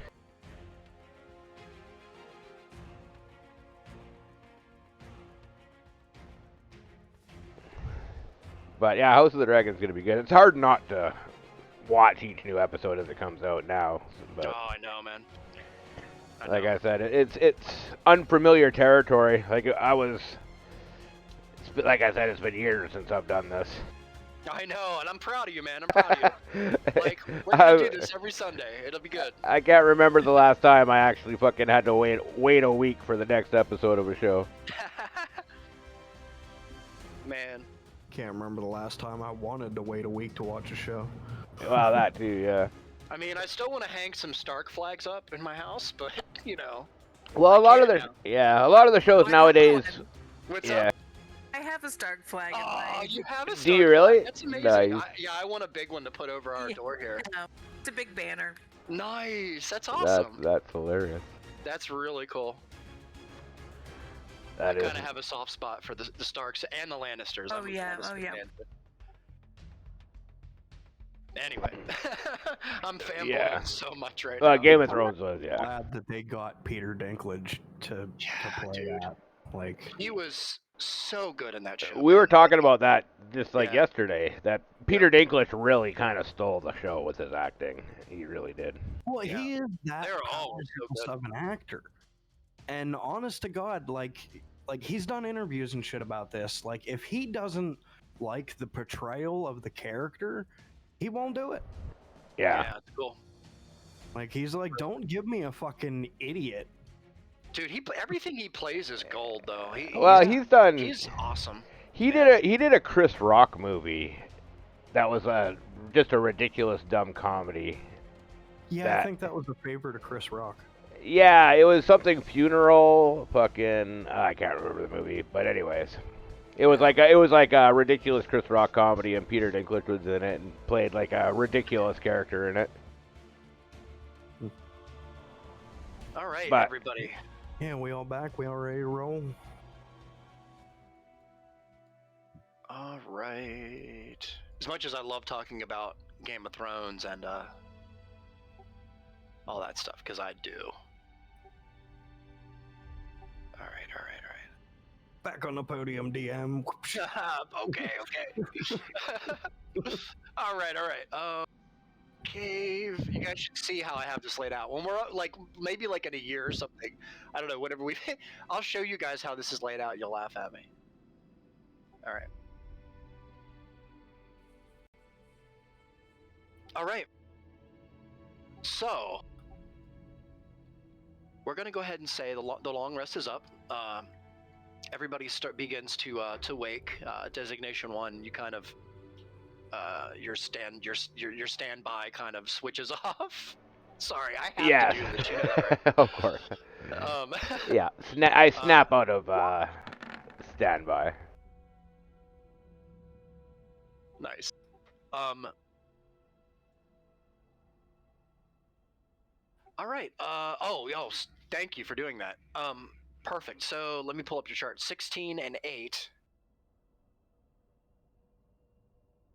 Hey, I'm back, guys. Sorry about We'll that. go Welcome with back, man. Thank you. 16 for the high. Want to get high? 16 for the high. All right. Drugs are bad. Drugs. For the high. Drugs All are right. bad. And what was your other roll? I'm off screen. Is it an 8? An 8. Okay. 18 for the low. No, just 8. Or 8. Sorry, 8. Yeah.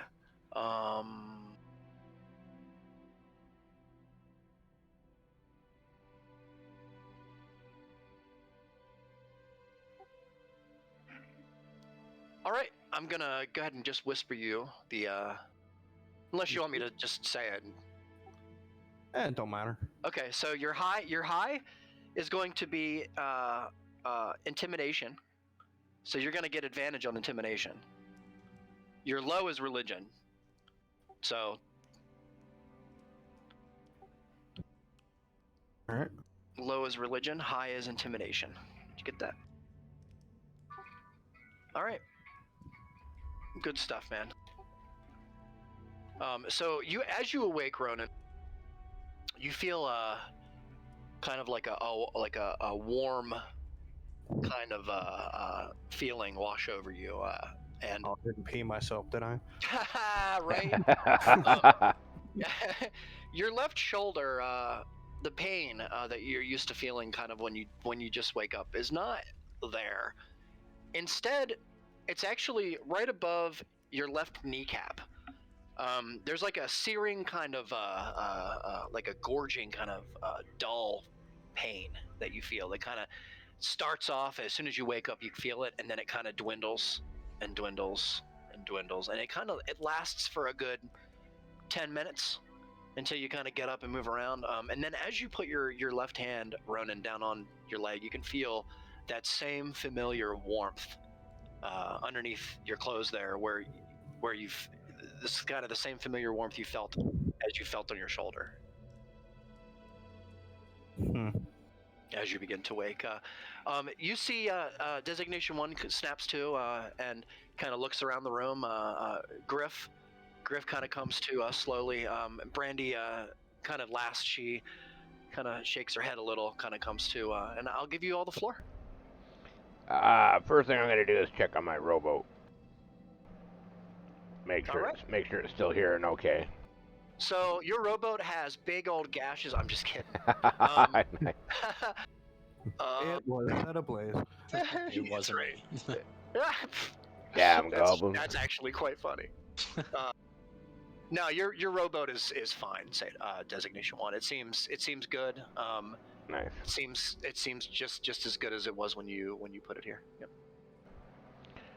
Perfect. All right. Well, I'm gonna yell back at the rest and go, "What the fuck you landlubbers waiting for? Are we going or what?" Yeah, might as well get at it. All right. Is everybody just kind of heading up? All right. So,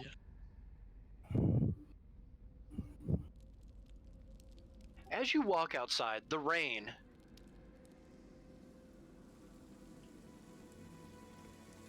Oh, it's still raining. it is pouring. Fuck me. Yeah, it's pouring. Thunderstorm all around you. It is day. It is the morning. There are evidently birds. The rain Where's bird. the old man? Yeah, the rain birds. That's right. It's the rain birds. I'm gonna signal to Bricks here to carry the rowboat upside down because it's getting heavy with all this water. Yeah. Let's go ahead. Oh my. Let's go ahead and do that. And you very easily. I mean, we could do a dex check and have it funny, but there's no need. All right. Yeah, we just flip it upside down so it's not getting to be like 1,000 pounds with the rainwater. Yeah. It's raining pretty heavily as you make your way down the path here that you came from, and you know that there's a way east. I gotta offer to Brandy to walk underneath the rowboat if she wants to keep dry. She's short enough. Yeah, I'm crouch walking under it if I can. This is nice. There you go. As you open up, here, I'm opening up the map here for you a little.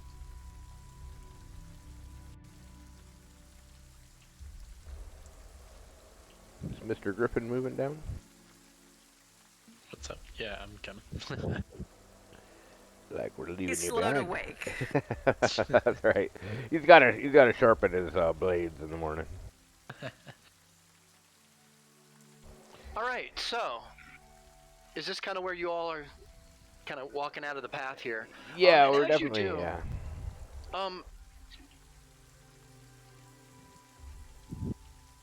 As you do, you hear, and I'll go ahead and say, Ronan, since you're up front, roll a perception check for me.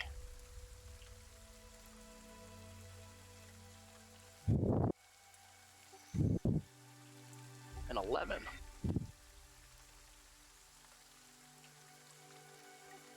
I would say Griff as well. Griff, do you mind being wet? Are you kind of walking out in front? Yeah, no, I don't mind at all. Okay. I would say roll a perception check as well, and we'll average it. I like the rain on my nubs.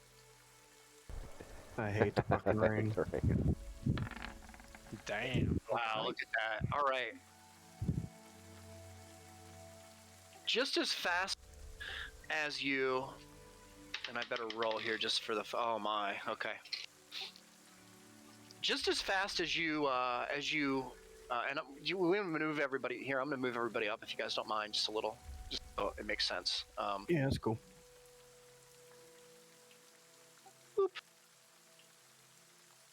If you guys don't mind. All right, cool. As soon as you see this, or as soon as you move up to this point here, and there you hear a very very large clash of thunder, and to your north, you see Ooh. a very large form. Seems to be picking through like the remains of maybe some corpses that are here, and as soon as you notice that there is something big moving around that corner, he notices you as well. Oh shit. I'd like everybody to no. please roll initiative for me. Dun, dun, dun.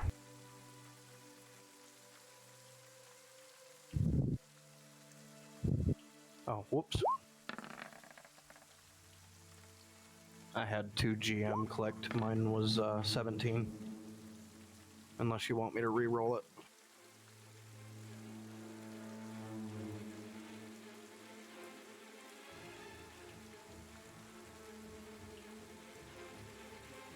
Damn, I keep forgetting push to talks on.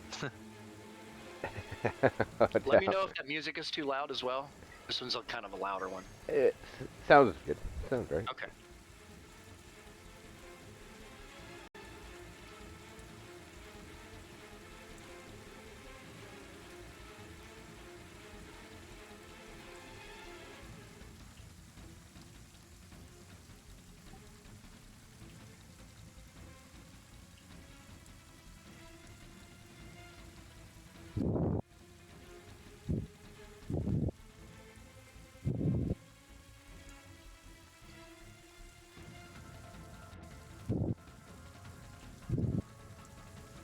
All right, one second.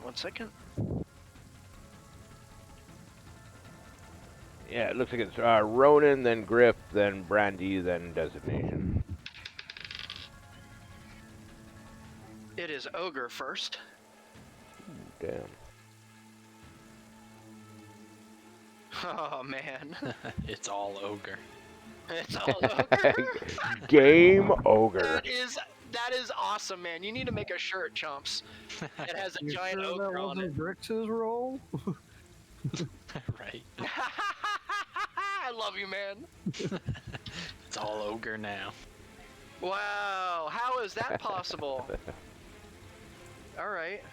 Did you get 2 fucking nat 20s? I did. In a Oh row. my god. Yeah, imagine that. So for the sake of it, Brix has a higher dex, so we're gonna put him first. Weighted dice. Wow, that's insane. What are the chances? All right, so it's gonna go Brix, Ogre, Ronan, Griff, Brandy, Designation 1. Hell yeah.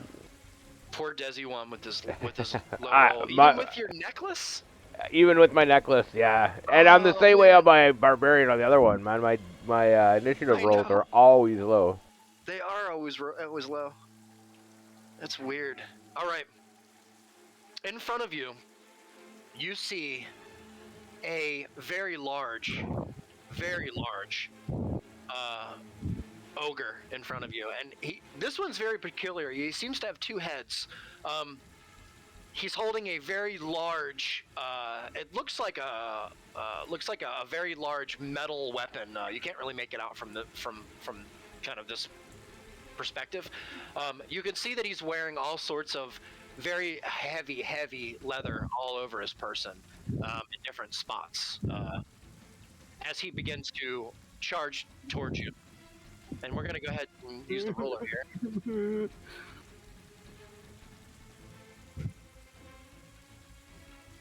Look at that. So you're gonna think I'm cheating, but his movement is actually 40 feet. Oh my Believe god. it or not. Oh. Yeah. And he picks the red-skinned guy. Yeah. Of course. He sees you. He sees you all, and for a split second, you hear this. See if I can do it. I'll hit him with this first, and then you hear the other one say, "No, I'll hit him with this first." Let me get my sheet. Pretty good. All right. A fan is blowing all of my papers. All right. Da-da-da-da-da. Okay. You see the difference in the heads here. You can see, you can make it out 100% clearly. One of the heads is a kind of a long, skinny head with a kind of a brass. It looks like a brass and silver crown around its head. It's not a jagged crown. It's kind of like a long band around its head. And then the other head is kind of a short and fat head with, like, you know, lots of skin kind of hanging out everywhere. The skinnier head ogre looks at you, Griff, and at the entire party here, and begins to wave his hand above his head and down and across the party. That can't be good. He is going to... All right, I need everybody. Let's see, I need Griffin. The only one that I don't need it, because I'm the 5, 10, 15, 20. No, everybody. So I need everybody to roll a Constitution Saving throw? Constitution save. Yeah, sorry.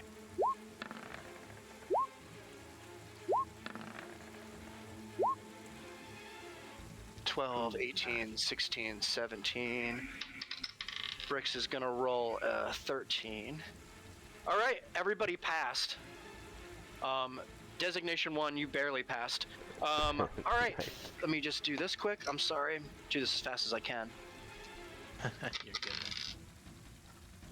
AoE's coming 8. out. Okay, so everybody takes 5 points of necrotic damage. As a giant shadowy circle, and I don't even know why I'm not using it. Here, I'll use it now. Sato was nice enough to get it for us. Hold on.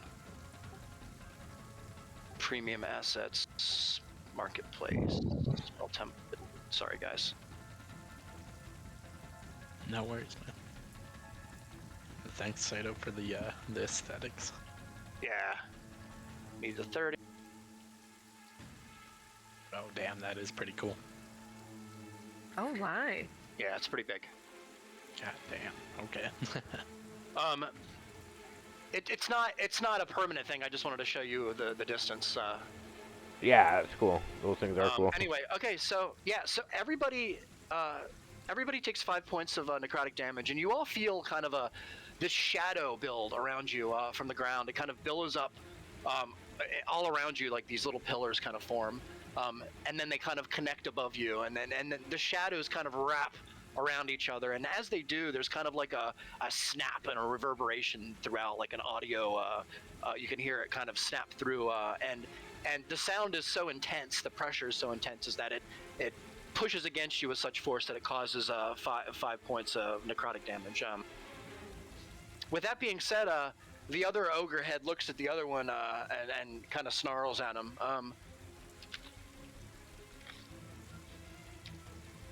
Bricks is going to take a... Gosh, man, he's really, really far. All right, 5, 10, 15, 20...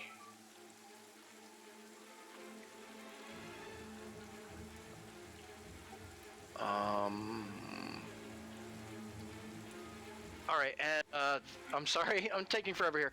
The ogre is going to take an attack of opportunity on Bricks. Wow, that.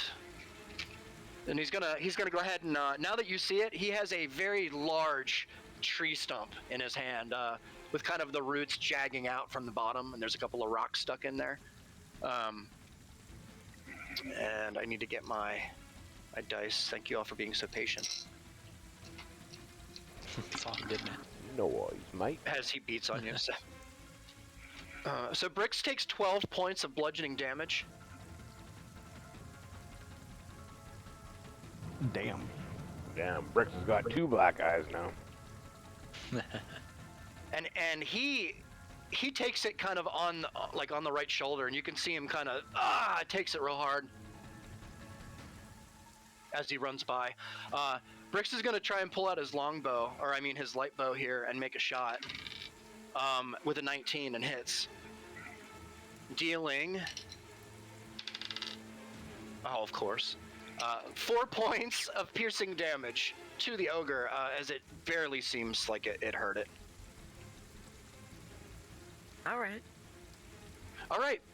With that being said, Brix yells over at you all and says, "I think we're dealing with a kind of a big deal here. No puns intended." Oh God. Listen, I'll stay under the boat. You guys go on. Nice. Ronan, Right. you are up, followed by Griff on deck. All right. I will use. Or it's Griff first, then Ronan, right? It's Ronan, Griff, Brandy, Des. Oh, gotcha. Yeah, sorry. Yeah, Yeah. I'm right after Ronan.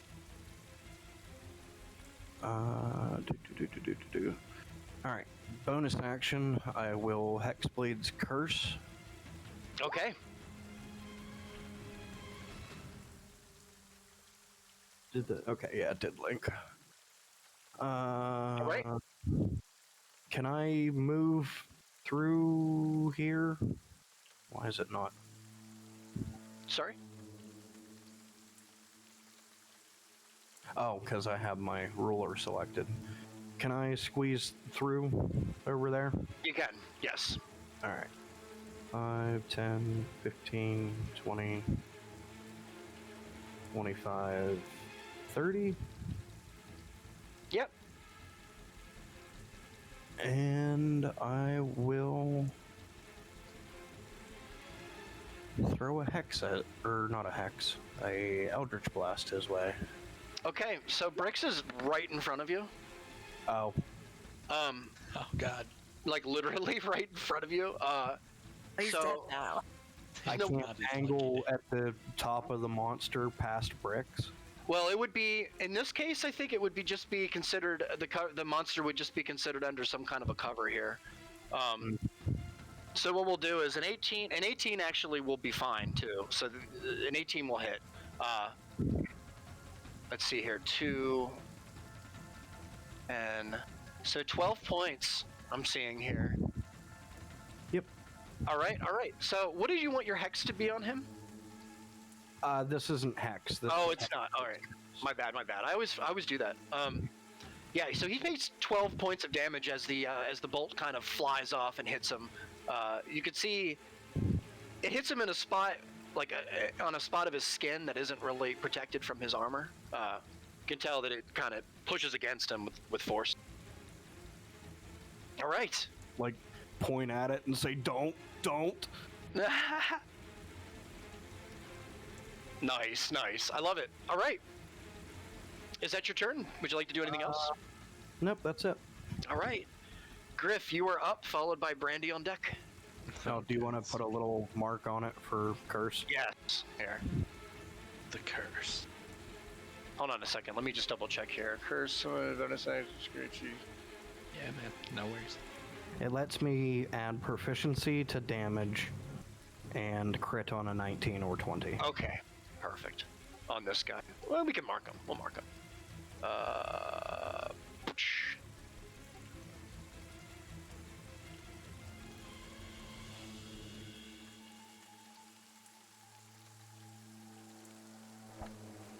There we go. Okay. Yeah. Nice. All right. So, Griff, you are up, followed by Brandy on deck. Alrighty. I will start by summoning Nola. All right. Yeah, let's get her out. So I'll take my dream catcher off, and the small blue light will just start flickering bigger and brighter, and suddenly burst forth from the catcher and start kind of gliding around me. I love it. All right. Then I'll just start hacking and slashing at this ogre. All right. So Enola forms in front of you. You could put her kind of anywhere around you that you'd like. Do you want her to be there? You can put her behind you. Let's put her behind these rocks. Does she have a cast range, or does it have to be like in melee with chomps? Well, she has both. Oh. Yeah. Yeah. Nice. Yeah, she's kind of like another character. It's weird. When I'm done hacking and slashing, I'm actually gonna use her with a bonus action. So. Nice, dude. Yeah. All right. Perfect. All right, let me roll Yep. for attack. Yeah. Let's do it. Such a shitty. 14. 14 just hits, actually. All right. Fuck. Well done. All right, so you deal 11 points of slashing damage as your first blade, your left hand comes up and just slashes him right up through the middle. Second hit. Second nub. It's even worse. Oh, 8. And the other one, just as you do that, he kind of realizes that you're coming up with your other blade and kind of stops you with like the edge of the giant club in his hand. Yeah. All right, I will. I'll go ahead and shout over to Enola to use her shield of faith on bricks. All right. Okay. Let me channeling that. Yeah, let me pull this up. Yeah, sorry, man. I need more digging. No, it's okay. I can read. I have it here if you want me to read anything.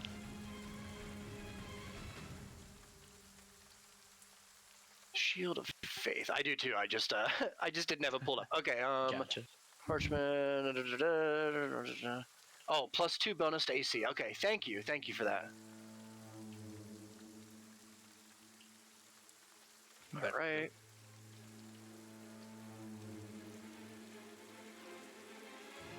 Let me write this down.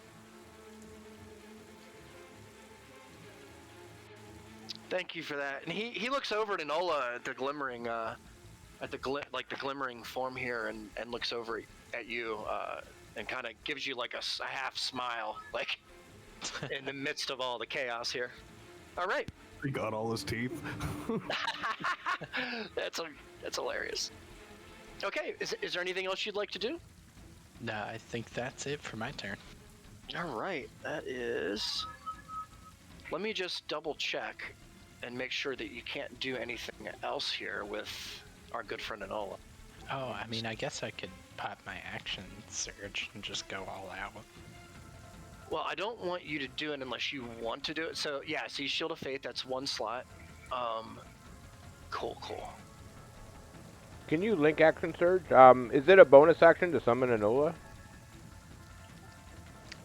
Or to use her ability? I think that's what we made it. Let me double check here. Oh, gotcha. Okay, Yeah, so I can't because if he's actually have her. That's use right. shield. Well, no, you can. It's just that you won't be able to use your other thing. Let me Is just action surge? I think action surge is a bonus action, isn't it? Double check I'm that. trying Yeah. to link it. I'm pretty sure action surge is just a thing that you do. Oh, okay. So Oh. So no, I actually didn't put a I didn't put a cooldown kind of thing on this. So what we'll do, Griff, is we'll just say the same thing that everybody else does. You can sacrifice your movement to use this. Okay, cool. So, which won't matter this turn anyway. I think I'll go ahead and pop it then. Yeah, just you for can. the And you can extra action attack. surge. Yeah. Fuck yeah! All right, let's see what the hit does. Oh god, these rolls. Oh, natural So one. bad. Uh-oh. Oh, natural one.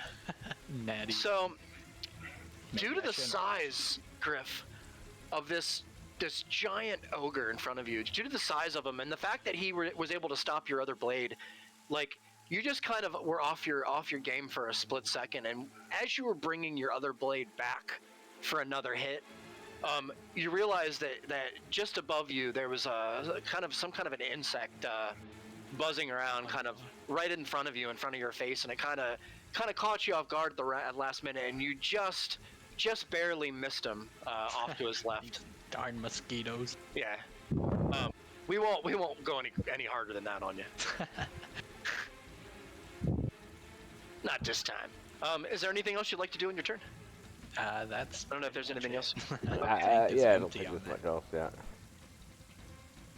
All right, Brandy, you're up with designation 1 on deck. All right. So let's see. Can I do a sneak attack since You can. All right. Well, let's slide on in. All right. Now he is considered, I believe, gigantic, which means he's two sizes above you. So, Sato and I we were just talking about this the other day. Oh, as far as that's just about movement. As far as moving through his squares, he covers 4 he's squares. considered large. Yeah. Sorry. Yeah. So she can move through him as difficult terrain, but I don't know if that matters. I don't think it does. Cool. Okay, cool. So let's see. I'll sneak up and sneak attack. All right. Oh, natural 1. What is with these natural ones? Wow. These damn So- mosquitoes. I fall. The shadows around you, Brandy, they seem to be conjuring up like the insects in the area or something. There's a stench around you as well that you're starting to notice, kind of all around you, as you stand here. And as you go to kind of lunge in with the rapier that you think would be a good spot, something catches you off guard, and you kind of miss your cue, miss your window, and you kind of lunge, and you hit like a rock. There's a couple of sparks from your rapier, but there's no damage. Damn. Well, that All right. Well, that's- rock. I'll dust myself off, and then can I go back, jump back into hiding? You moved 5, 10, 15, Yeah. 20, so she's got 5 more feet. You can disengage. Or she can, disengage. Yeah. Mhm. Yep. All right. All right. Very nice. Okay. Is there anything else you'd like to do? No, that was enough. All right. Designation 1. You're up, followed by Bricks on deck. All right. I'm gonna move to here, right there, and I am going to cast Catapult. Nice. Now you're only Good. 5 feet away. I don't know if that matters. I don't think it does.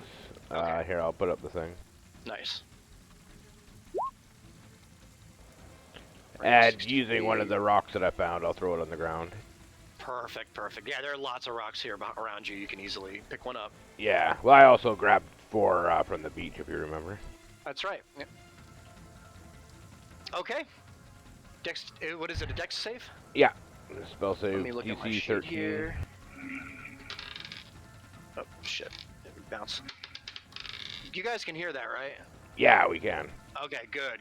Okay, that's an 8, so that's a fail. Nice. All right, so what's the damage here? Should work when I click this. Why isn't that working? Should be 3d8. Yeah, it's bludgeoning? 3d8. Yeah. For some reason, it's not clicking off my attacks. It's all right, So bro. I'll just do uh, 3d8. Yeah. Yeah, just roll a 3d8 for me. That's a spell, I'll tell you what. 11 points of bludgeoning damage. Oh, I as see the- what I gotta do. Yeah. Okay, never mind. I figure out how this works. Nice. As the ogre takes the rock, kind of upper right shoulder, kind of brushes against it. All right. He kind of looks over in your direction, designation 1, and the taller, thinner head kind of looks at you and kind of like gives you like a grimacing look, like points his brows down at you, starts to show his teeth. I'm gonna yell at him and just say, "Well, we can tell which one of you got the good looks." Perfect. All right, designation 1, is that your turn? I still got 15 feet of movement, and I think I'm gonna go 5, 10, 15 to there. Yep. He already used his attack of opportunity, so. Yeah. All right, you got it. Okay. Bricks is up, followed by the ogre on deck. Brix is going to realize that he's really in a bad spot right now. And he's going to try and get around the ogre. Let's see here.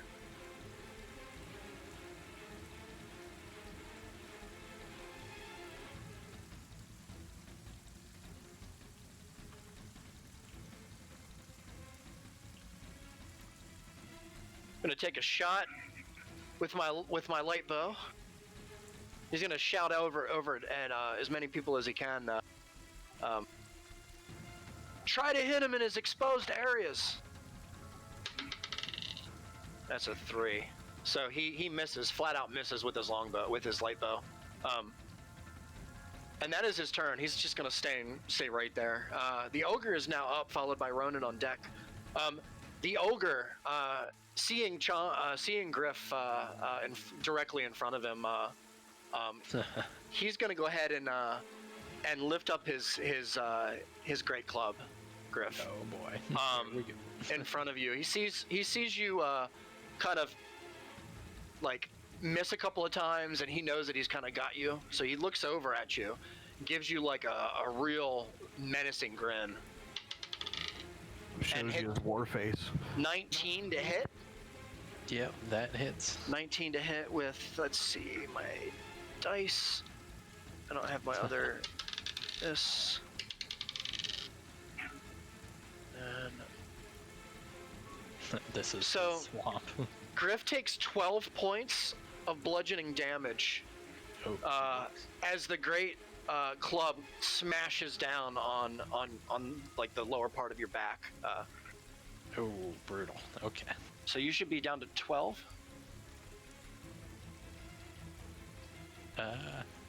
Didn't we take 5 points of necrotic earlier? Oh, you did. Yeah. So You I'm did, down to yep. 7. Down to 7. Yep. Fuck. Critical. Critical hit.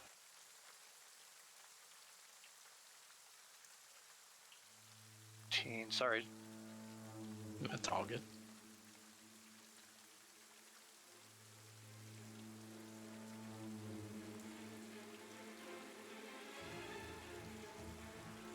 All right, you're down to 7. All right, he's gonna look over, kind of the one head looks over at the other head and kind of gives him like a growl, and says, "There's plenty for the both of us." Oh, God. He's gonna take out a javelin from the back, and kind of hold it up. And with that, Ronan, you are up, my friend, followed by Griff on deck. I will hex him with my bonus action for strength. All right, strength. You got it. I'm gonna Strength. point to not to the skinny head. Like, come here, you big fucking ugly bastard. And I'm gonna shoot an Eldritch Blast at him. Ooh, I love it. I love it. All right. Roll, yeah. 21 definitely hits. With 8 points? I'm seeing here 8 Yep, points that's right. of force damage as this bolt kind of slams into the back of the left part of the back of the ogre here, and you can see him kind of take a shift. He shifts a little as he kind of looks around at you, Ronan, for a split second. After he takes the force, kind of puts his arm around the back, and you can see it's very red, and it's starting to look very bruised, and the soft skin on his back. Yeah, you felt that, didn't you, ugly? He kind of gives you a grin. 5, 10, 15, 20, 25, 30. Nice. And that's Yeah, my okay. turn. Open the map up for you here. Damn. No reason not to now.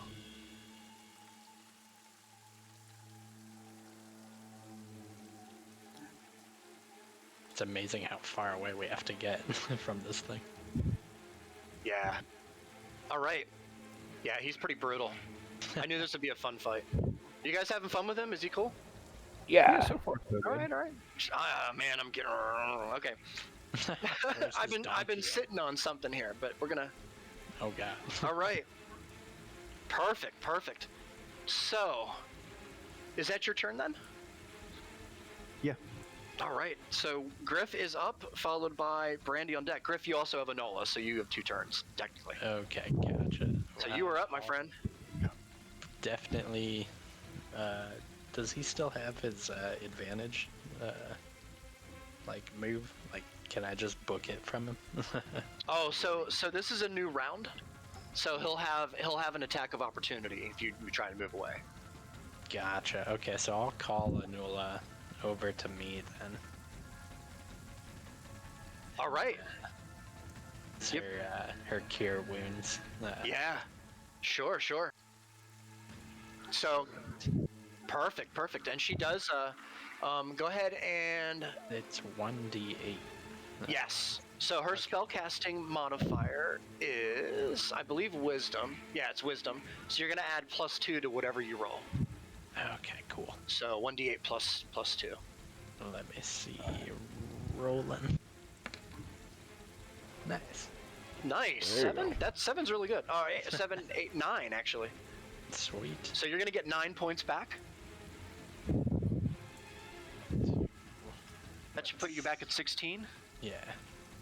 Awesome. So Enola reaches over. You can see she reaches over and kind of touches your arm, and this kind of warm blue light kind of goes through your arm and throughout your body, and you feel almost better, as if you for a split second had some kind of Wasn't hit by a giant Yeah. ogre. Yeah. exactly. Nice. Did I use my bonus action to do another heal? So with You can't Enola, do 2 spells in one. yeah. Gotcha. You can like Griff can do something, but Enola technically only has like one thing that she Yeah, can I do. think she pretty much. Yeah, that's her last spell slot. So she has one more spell slot after that.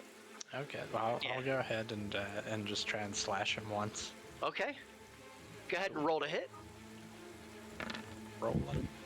God, these A rolls. 13.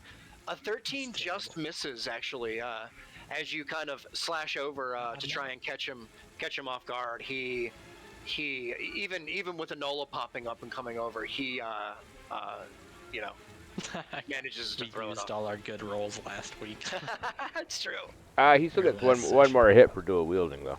You do. Yep. Do I? Okay. Yep. Cool. Rolling again. On. Ah. Very nice, actually. 15.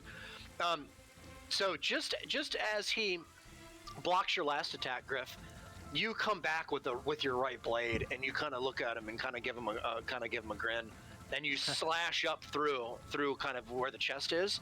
Nice. It slashes a big portion of the heavy hide that's kind of like near his belly. It slashes some of that, so that some of it is exposed a little bit as you come up, and it deals 12 points of slashing damage.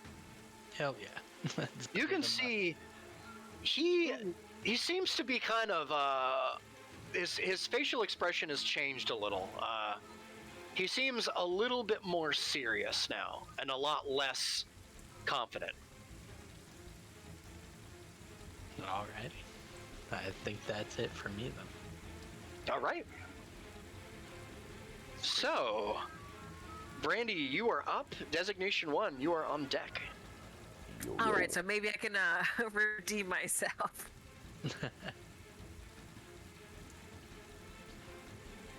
Summon the. All right. boy. Are you gonna hit him with your? All right, we're gonna go in for another. Oh, You can do another yeah. sneak attack still. You can. Actually, before you do that though, Brandy, we never Yeah. rolled for your potion. I gotta get used to doing this. So if you would like to, go ahead and Yeah. roll 1d20.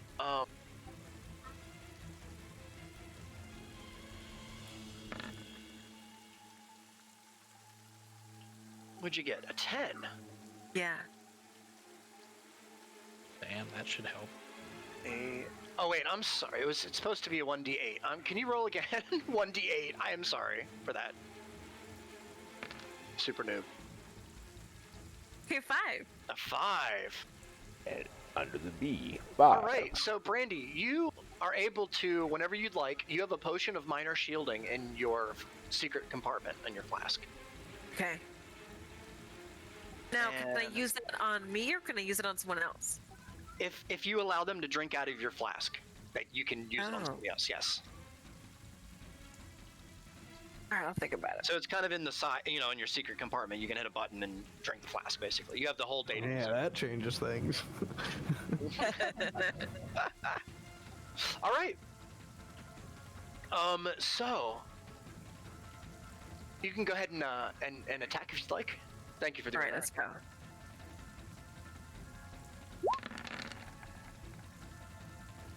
Ooh, 24 definitely hits. Oh, wow, Yes. look at that damage. 18 points. Wow. That is insane, actually. Well, Did it. Where's your... I'm assuming you moved up to hit him, but you didn't move your character up. Oh, yeah, you have to move up to within... Yeah, there you go. There we go. Very nice. He actually looks like you go in for the lunge. And you hit him and kind of in between sewn pieces of hard hide, and it kind of goes in. You see him wince from it. He definitely felt it. As little as you are and as big as he is, he absolutely felt it. You kind of lunge up at him and kind of maybe got a good amount of steel in there. Nice. You can see a little bit of blood starting to kind of come out from around the bottom of the hide there. All right, guys. Is there anything else you'd like to do in your turn?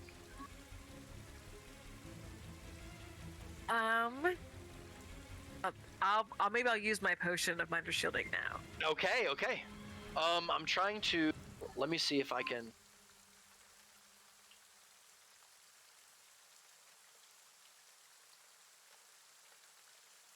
Oh my god, I'm a bad DM. Sato, can you do me a huge... Oh, actually, I can do it now. Never mind.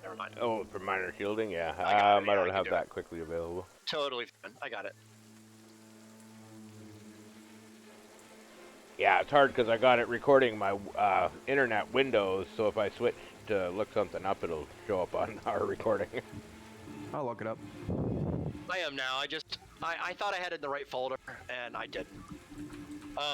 What gives you 1d6 plus 4 temporary hit points for 2 hours. So, yep, go ahead and roll 1d6, and then add 4. There you go, 8. Nice, so 8. So you gain 8 points of temporary hit points, Brandy. That is excellent, actually. Okay, So nice. you're gonna go back up to 16. Well, you're 8 plus 8. Oh, let's do. Well, I this. took 5 from the damage earlier. Started with Oh, that's 8 right. temporary hit points. Yeah. Oh, so when you wake up in the morning, you don't have any. You don't like. They don't carry over. So like as soon as you wake up. So yeah. So you actually you had 5, 8. So you were down to like 3, weren't you? No, how many hit points did she had? She probably had, She started with 20. Then she took 5 necrotic. So that's 15, and then Plus 8. yeah. Right? Yeah. 8 But- temporary. 8 Yeah. in the temporary, yeah. Nice. Okay. All right. Very cool. So you have essentially 16 hit points at the moment from my end. Is that what you have too? 15 plus 8.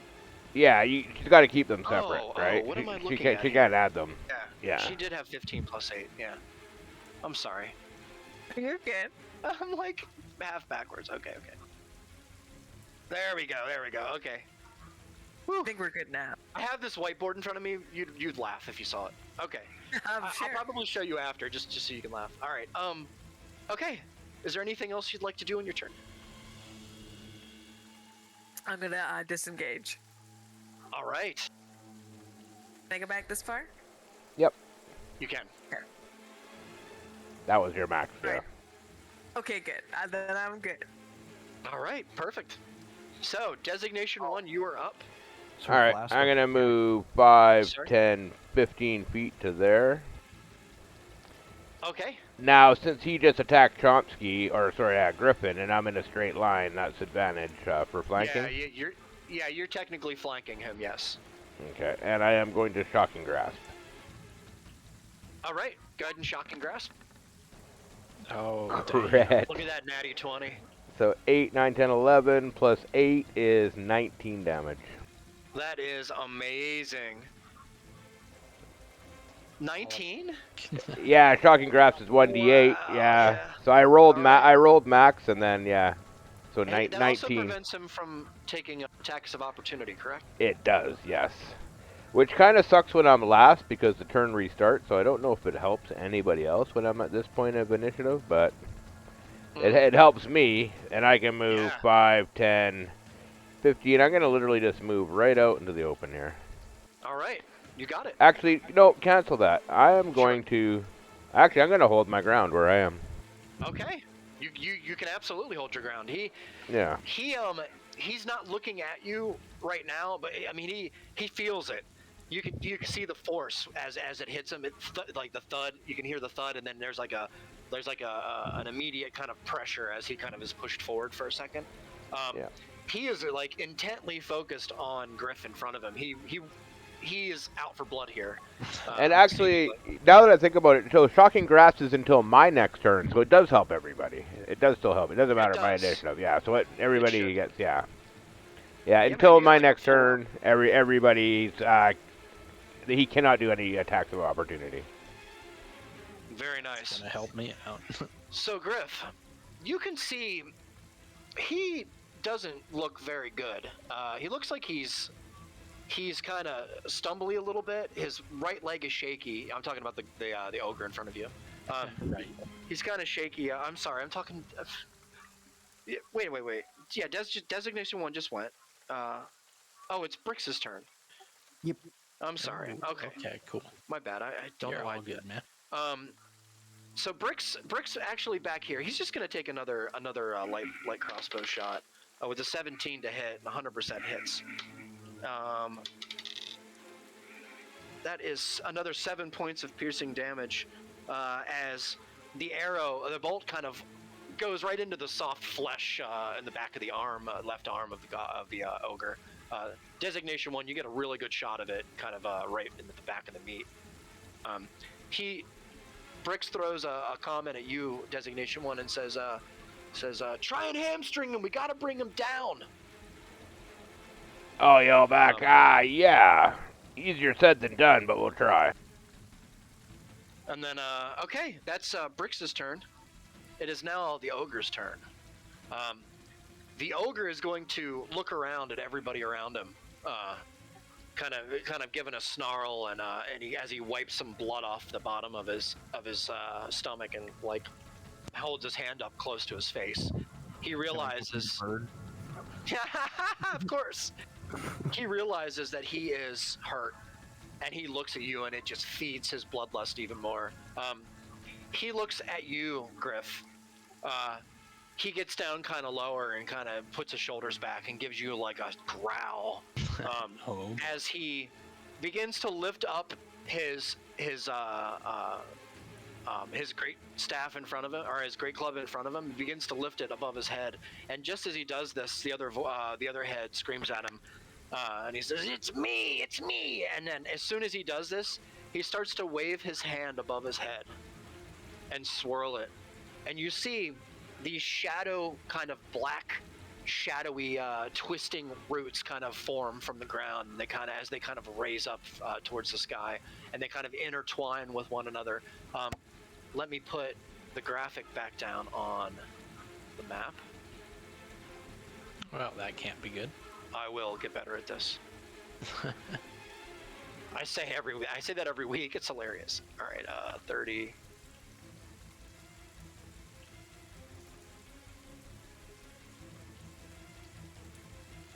All right. I would like everybody within the circle here to roll a Constitution save, please. Oh no. Hell yeah. Almost a 4.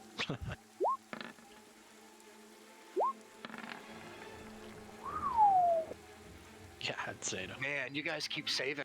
It's funny.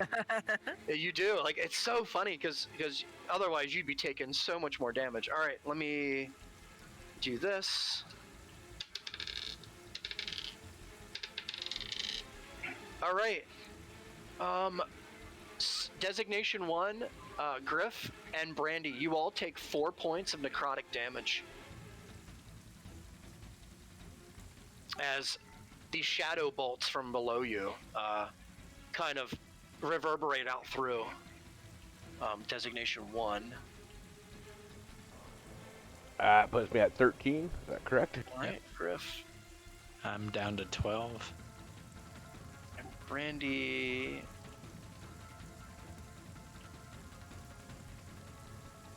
I took it off my temporary hit points. Nice. Right? Perfect. Yep, that's right. Pretty good. Oh yeah.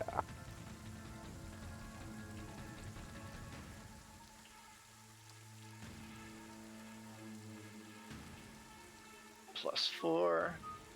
Oh my god, this is hilarious. My whiteboard is really funny. Okay. All right, very cool. As soon as this happens, you see that the ogre is in pretty bad shape here. He's kind of like reaching down below his armor with his other arm. Kind of, you can see that he's kind of holding it where Brandy pierced it. He's holding it kind of pretty intently there. With that being said, he at this time you begin to see like a purple kind of light kind of build around the crown, the brass crown that makes up the like the headband, if you will, of the skinnier kind of head. There's kind of a purple kind of glow that kind of starts to emanate from it. Ronan, you are up, followed by Griff. All right.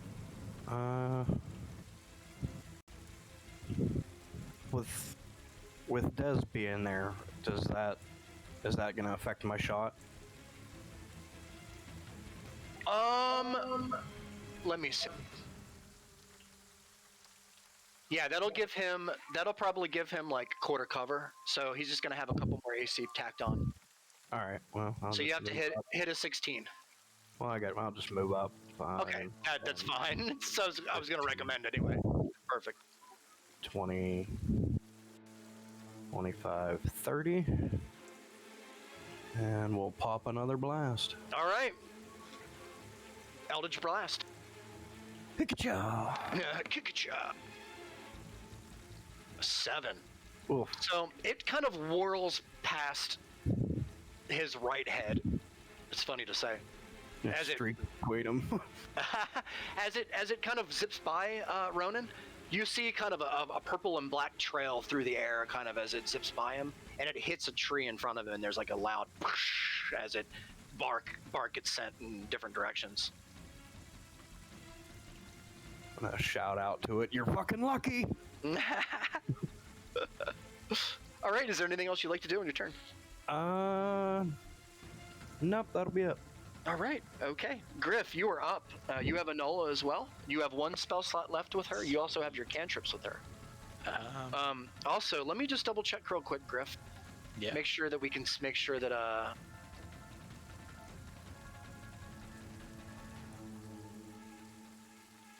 Sorry, 1 sec here. You're good, man. Oh, 3 minutes. Sorry, I just have to double check. She's out for a while. She's pretty basically like I put her that way though on purpose because I wanted you to be able to use her. You know. Yeah. Like there's only so much you can do in like a couple of rounds. So. It's true. No, honestly, that's like perfect time. Nice. So yeah, it's all up to you. You can use her before or after your turn. It's up to you. Yeah, I've got an interesting plan for this turn. So can I use her jump spell on me? Yeah. Oh yeah, for sure. That's what it's for. Yep. Alright, cool. So I'll tell her to cast Jump on me, and then I will actually jump up towards the skinny head, aiming for it, and just try to slash at it. Oh, I see what you're gonna do. So you can probably do the same, Griff, with a good dex check.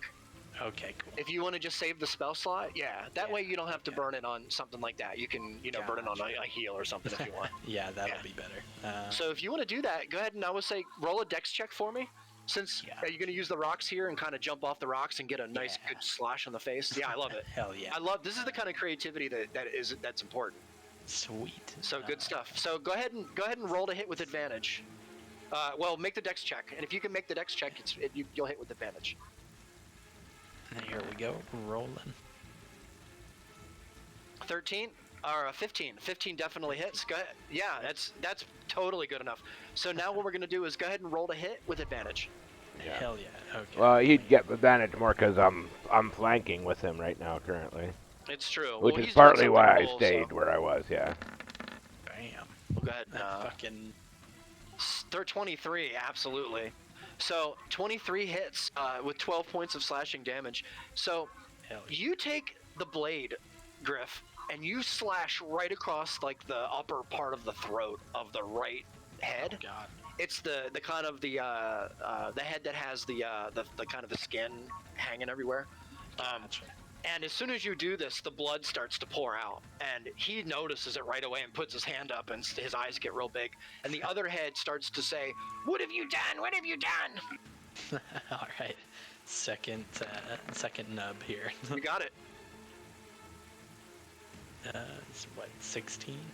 16 hits. For 5 23. more points of slashing. What is it? It's a 23 Well, to hit.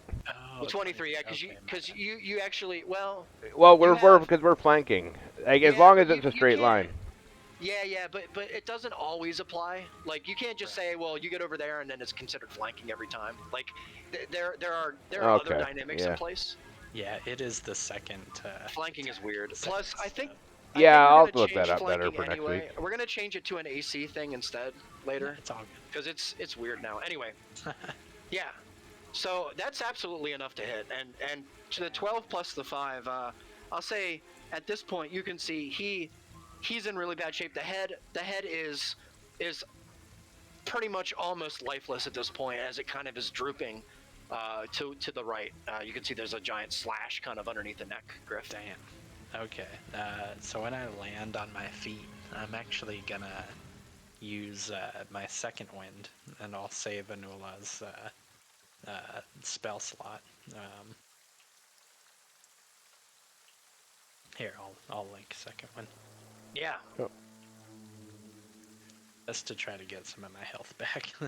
Yeah. Yeah, 1d10 plus 2. 1d10. 1d10 plus 2. Alright, rolling. Damn, okay. Okay, the hit points back. Now you can't go over your maximum, but that probably brought you back to full, I'm sure. Or close to it. Now. Let's see. 12. Oh yeah, dude. 8. Hell yeah. 8. What is it? 8 plus Plus 2. plus 2. Thank you. So Right, 10. So 10 plus 12. So I'm up to 24. 22. Oh, So you're up to 10, 20. 10 altogether. 8 plus 2. Yeah, so 10 altogether. So you should be up to 24, right? I was at 12 before, so it's 10 plus 12. Oh, okay. So yeah, So I'm 2 points 22. away from max. very nice, man. Yeah, that is man, second excellent. wind is awesome. That's really good. Let me see. Can All right. I do anything else? Yeah. with the move? Yeah, you can with Enola. Absolutely, you can. She has a spell slot. She also has her cantrips. All right. And I remember, will- you can move without opportunity attack this turn. Yeah, that's Oh, right. Yes, I can move. You guys are I'm safe. actually- That's I so am good, gonna man. Move back into the rocks here, over by Ronan here. Kind of just take cover, and Yeah. Anula will come with me. All right. Okay. Yeah, that's That's right. it for me. Is that your turn? All right. Sounds good, man. So we're gonna go ahead and go to Brandy with Okay. designation 1 on deck. So Brandy, you are up. You can see he is absolutely like he's hurting. He watched Griff kind of run away, but he, aside from Sato, our Designation 1, his shocking grasp not allowing him to, he, he is very focused on this piercing wound that you gave him last couple rounds. Well, he's gonna get another. Oh no! There you go. Okay. All right, so then I'll go in for the attack again. Yeah.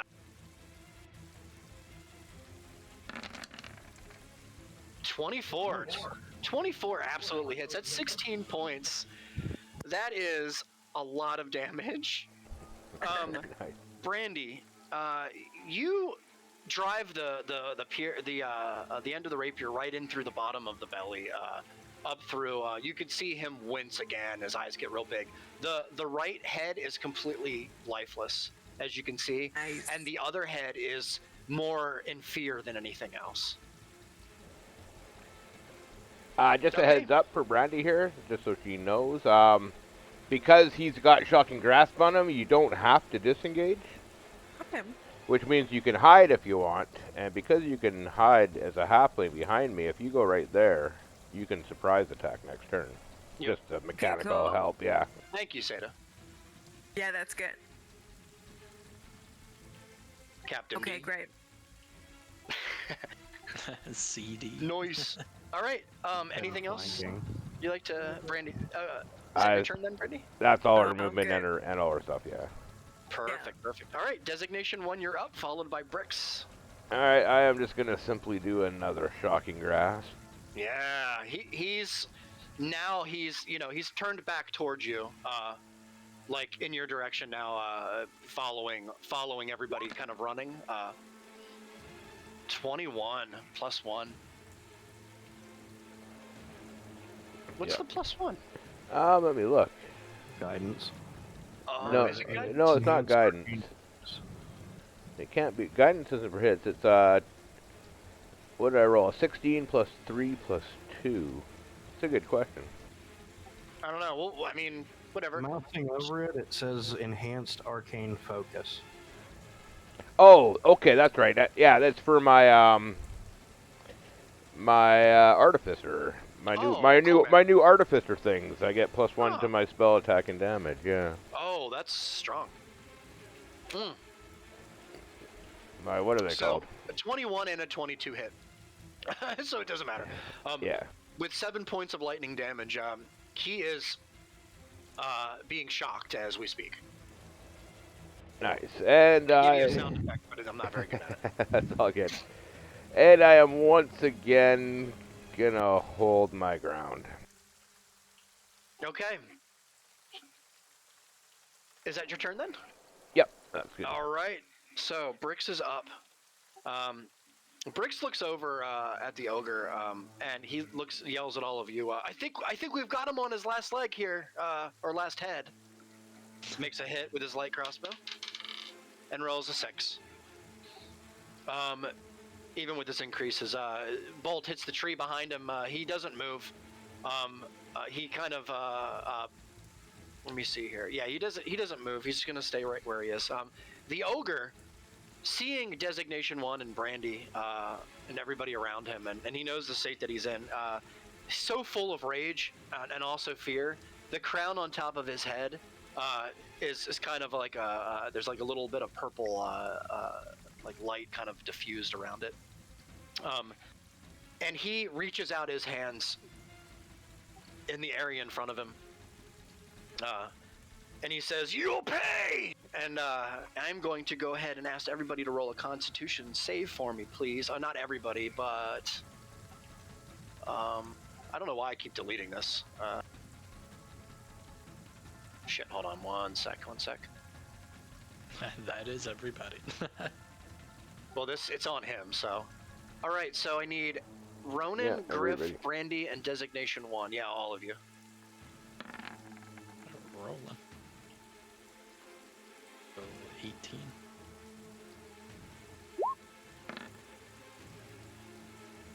Six, a 9, 23, and a 15. Oh, damn, yeah, it is a 6 block. All right. So. Oh my god. All right. I need Griff and Ronan. You take 13 points of necrotic damage as Nice. the shadows from the ground begin to pulse from the ground. Griff and That's chonky. what is it? Oh, Griff and Ronan. Yep, so I'm down to 9. I'm at 2. But I'm gonna hellish rebuke that. Oh, nice. Do it. Yep. That's awesome, man. Hellish Rebuke is so good. All right, DC 13. Can you link Hellish Rebuke? Yeah, I think you can just do this. Yeah. They got a button for show spell description right underneath the attack. That's handy. As a reaction. Oh, yep. And it's a fail. 3. 2d10 fire damage. Yeah, go ahead and. Oh, did you already roll it? The damage is 13. Yeah. 13. 16. So. 16. Oh, 16. Yeah. 16. So yeah. Ronan, my friend, how would you like to kill him? Ah, shit. All right. Nice. So Let's go. that shadowy shit hits me, kind of knocks me back a step, and my eyes flare up red, and I just let out a pained yell, and like a bolt of fire just streaks out of my mouth and smashes him right in his face. I love it. That is hardcore. That's so punk rock. He just starts to burn, and you can see the other head is in total fear as it just begins to just slump to the ground. It falls on 2 legs, 2 knees, and then just falls over right in front of Designation 1. So I'm gonna turn around to everybody and yell. I'm curious to see how roast ogre comes out of you guys. I'm not putting that in me. I'm Well just gonna done, you fall guys. down to a knee. I'm barely standing. Reach into my pack and take a healing potion. Really hurt. Or do. Yeah, you can gain You can gain the full hit points back, so you don't even have to roll since we're out of combat now. D4 plus 2, so 6. Nice. So you're back at 6, or just 6 more. I mean, so you're back at 8, I believe. Or damn it, why did I do that? I keep putting it on the wrong one. All right. Could I use Anula's last spell slot? You can. Absolutely, you can. Yep. So Whatever I'll you'd use like. Her cure wounds. Okay. Wait, should I roll for that? So yeah, so you still roll the 1d8 plus 2 for her wisdom save, so just 1d8 plus 2. Hell yeah. Oh god. What? Why? That's horrible. She doesn't even want me to live. So 3 points. So you restore 3 points of health back. Cool. Is it? I'm back at 11. Thank now. you. Awesome. Oh, I'm sorry. Right. It's 12. 9 12. plus 3. Yep. Hey man, math is hard. Okay. Nice. So America. as you do this, Anola, she begins to fade a little bit, Griff, as you see her do, which you've seen her do a couple of times now already, as she fizzles away and you see her kind of appear, a blue light kind of appear back on the side of your Dreamcatcher. Hell yeah. All right, well done, you guys. Well done. That was actually supposed to be like, if I would have had one more round. Yeah, that would have been Yeah, Nice, you guys. Yeah, that was I'm a little definitely. surprised nobody got knocked on their ass. I am Same too. Oh man, I had Yeah, to I am use too. everything for that. It was fun though. It was a good job. So, with that being said, do we want to loot him and then call it a night, or do we want what do you guys want to do? Yeah, we Does can that loot sound them like a and good plan? maybe try to make it to the road, or it's up to you guys. You can. It's up to you guys. I don't. Like I said, and I tell the other group the same. I don't want anybody to feel like you have to be here. If you're tired, it is the end of the night. Yeah. So I do probably have to get off pretty. That's soon. fine. That's fine. So let's Sorry, guys. just go ahead and loot. We'll loot the ogres, and then we'll come back next week. You'll be on the road. It'll be, and I feel like we got some stuff. Like it doesn't feel like we got a lot done, but we got some stuff done. We Well, did. We did. So Killed Nice, a guys. little mini boss. So. yeah. So I'll say, for the sake of it, you just for the sake of it, you find this is a fairly large creature, and it'll take a little bit of time to kind of go through him go through his stuff here, but you do manage to find a couple of little things. There's a couple of little daggers that seem like pretty old. There isn't really anything of immense value, except for there is a pretty large animal fur that you can make, maybe some kind of a very large bear or something. It's huge though. It's like 15 foot square. It's like massive. Oh damn. But you could probably put it, I mean, it's going to be something to carry, but you could probably put it in your rowboat if you wanted. So if you want to add that to your list, any of you guys can, one person, add a... Or I can just put it in Yeah. story character. Okay, just add very large bear pelt. Yeah, That's got good. it. Yeah. Is there anything on these little goblins up here? That's a great question. I would like you to roll a perception check. Or an investigation check, I'm sorry. Which I believe is... No, your intimidation. Yeah. Sorry we didn't get to use that too much this time. That's all Maybe right. next session, actually. 19. Yeah, so there are a couple of little pouches you find. There's a little pouch that have, like, it looks like 6 copper in there, Ronan. And then there's another goblin to your north there. Seems to have like another pouch on him that has, it looks like 15 silver pieces. All right. I'll just stick that in my pocket. All right. Aside from that, it's pretty bloody up here. You can see that this ogre made very easy work of these goblins. But you can also see that the road is just right around the maybe 50, 60 feet in front of you. There's a road that heads north-south. And that's where we'll call it for this evening. Yeah, sounds good. I'm gonna move the rowboat up. Yeah. And we can come back here next session and finish up here if you guys want. There's also some ruins here. If you guys want to, if there's anything you want to do here, you can. But, all right. Damn. Fun session. you Yeah, guys. nice Thank session, you. guys. That was cool. Yeah. Get back into the swing of it. It was cool. Nice. Sorry, I'm trying to turn the notch up on combat a little bit for you. Not too much, because you were still kind of early level, but No, Yeah. that was awesome, man. Yeah, speaking Nice, of that, nice. we're all level 3 next session? Is that what the deal is? no, probably the session after. Yeah. Oh, okay. I was All right, or I was actually- thinking it was next. Yeah. So the end of I know I did say that before, but we didn't get as far as I thought. So the end of next session, everybody will earn level 3. All right. Hell yeah. Yeah, that works. So I know it's been a little, and it's been a little draggy, but I had to decede a couple of things and everything before that. So I hope everybody's cool with that. Yeah. That's how it goes. But yeah, you will all be level 3 at the end of next session. So then you'll have the whole week and all that. So start thinking now about what you want to do at level 3. So some big choices are made at level 3.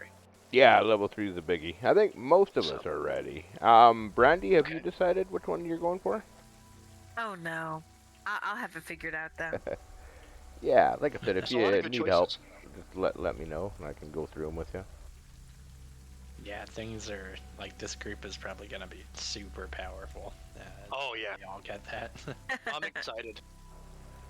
I'm Yeah. excited about how powerful. Like we're getting into some really cool story stuff too. So I think you guys will have fun with it. Yeah, no, the combat's awesome, man. Like there was multiple times where I was going up and down there, like.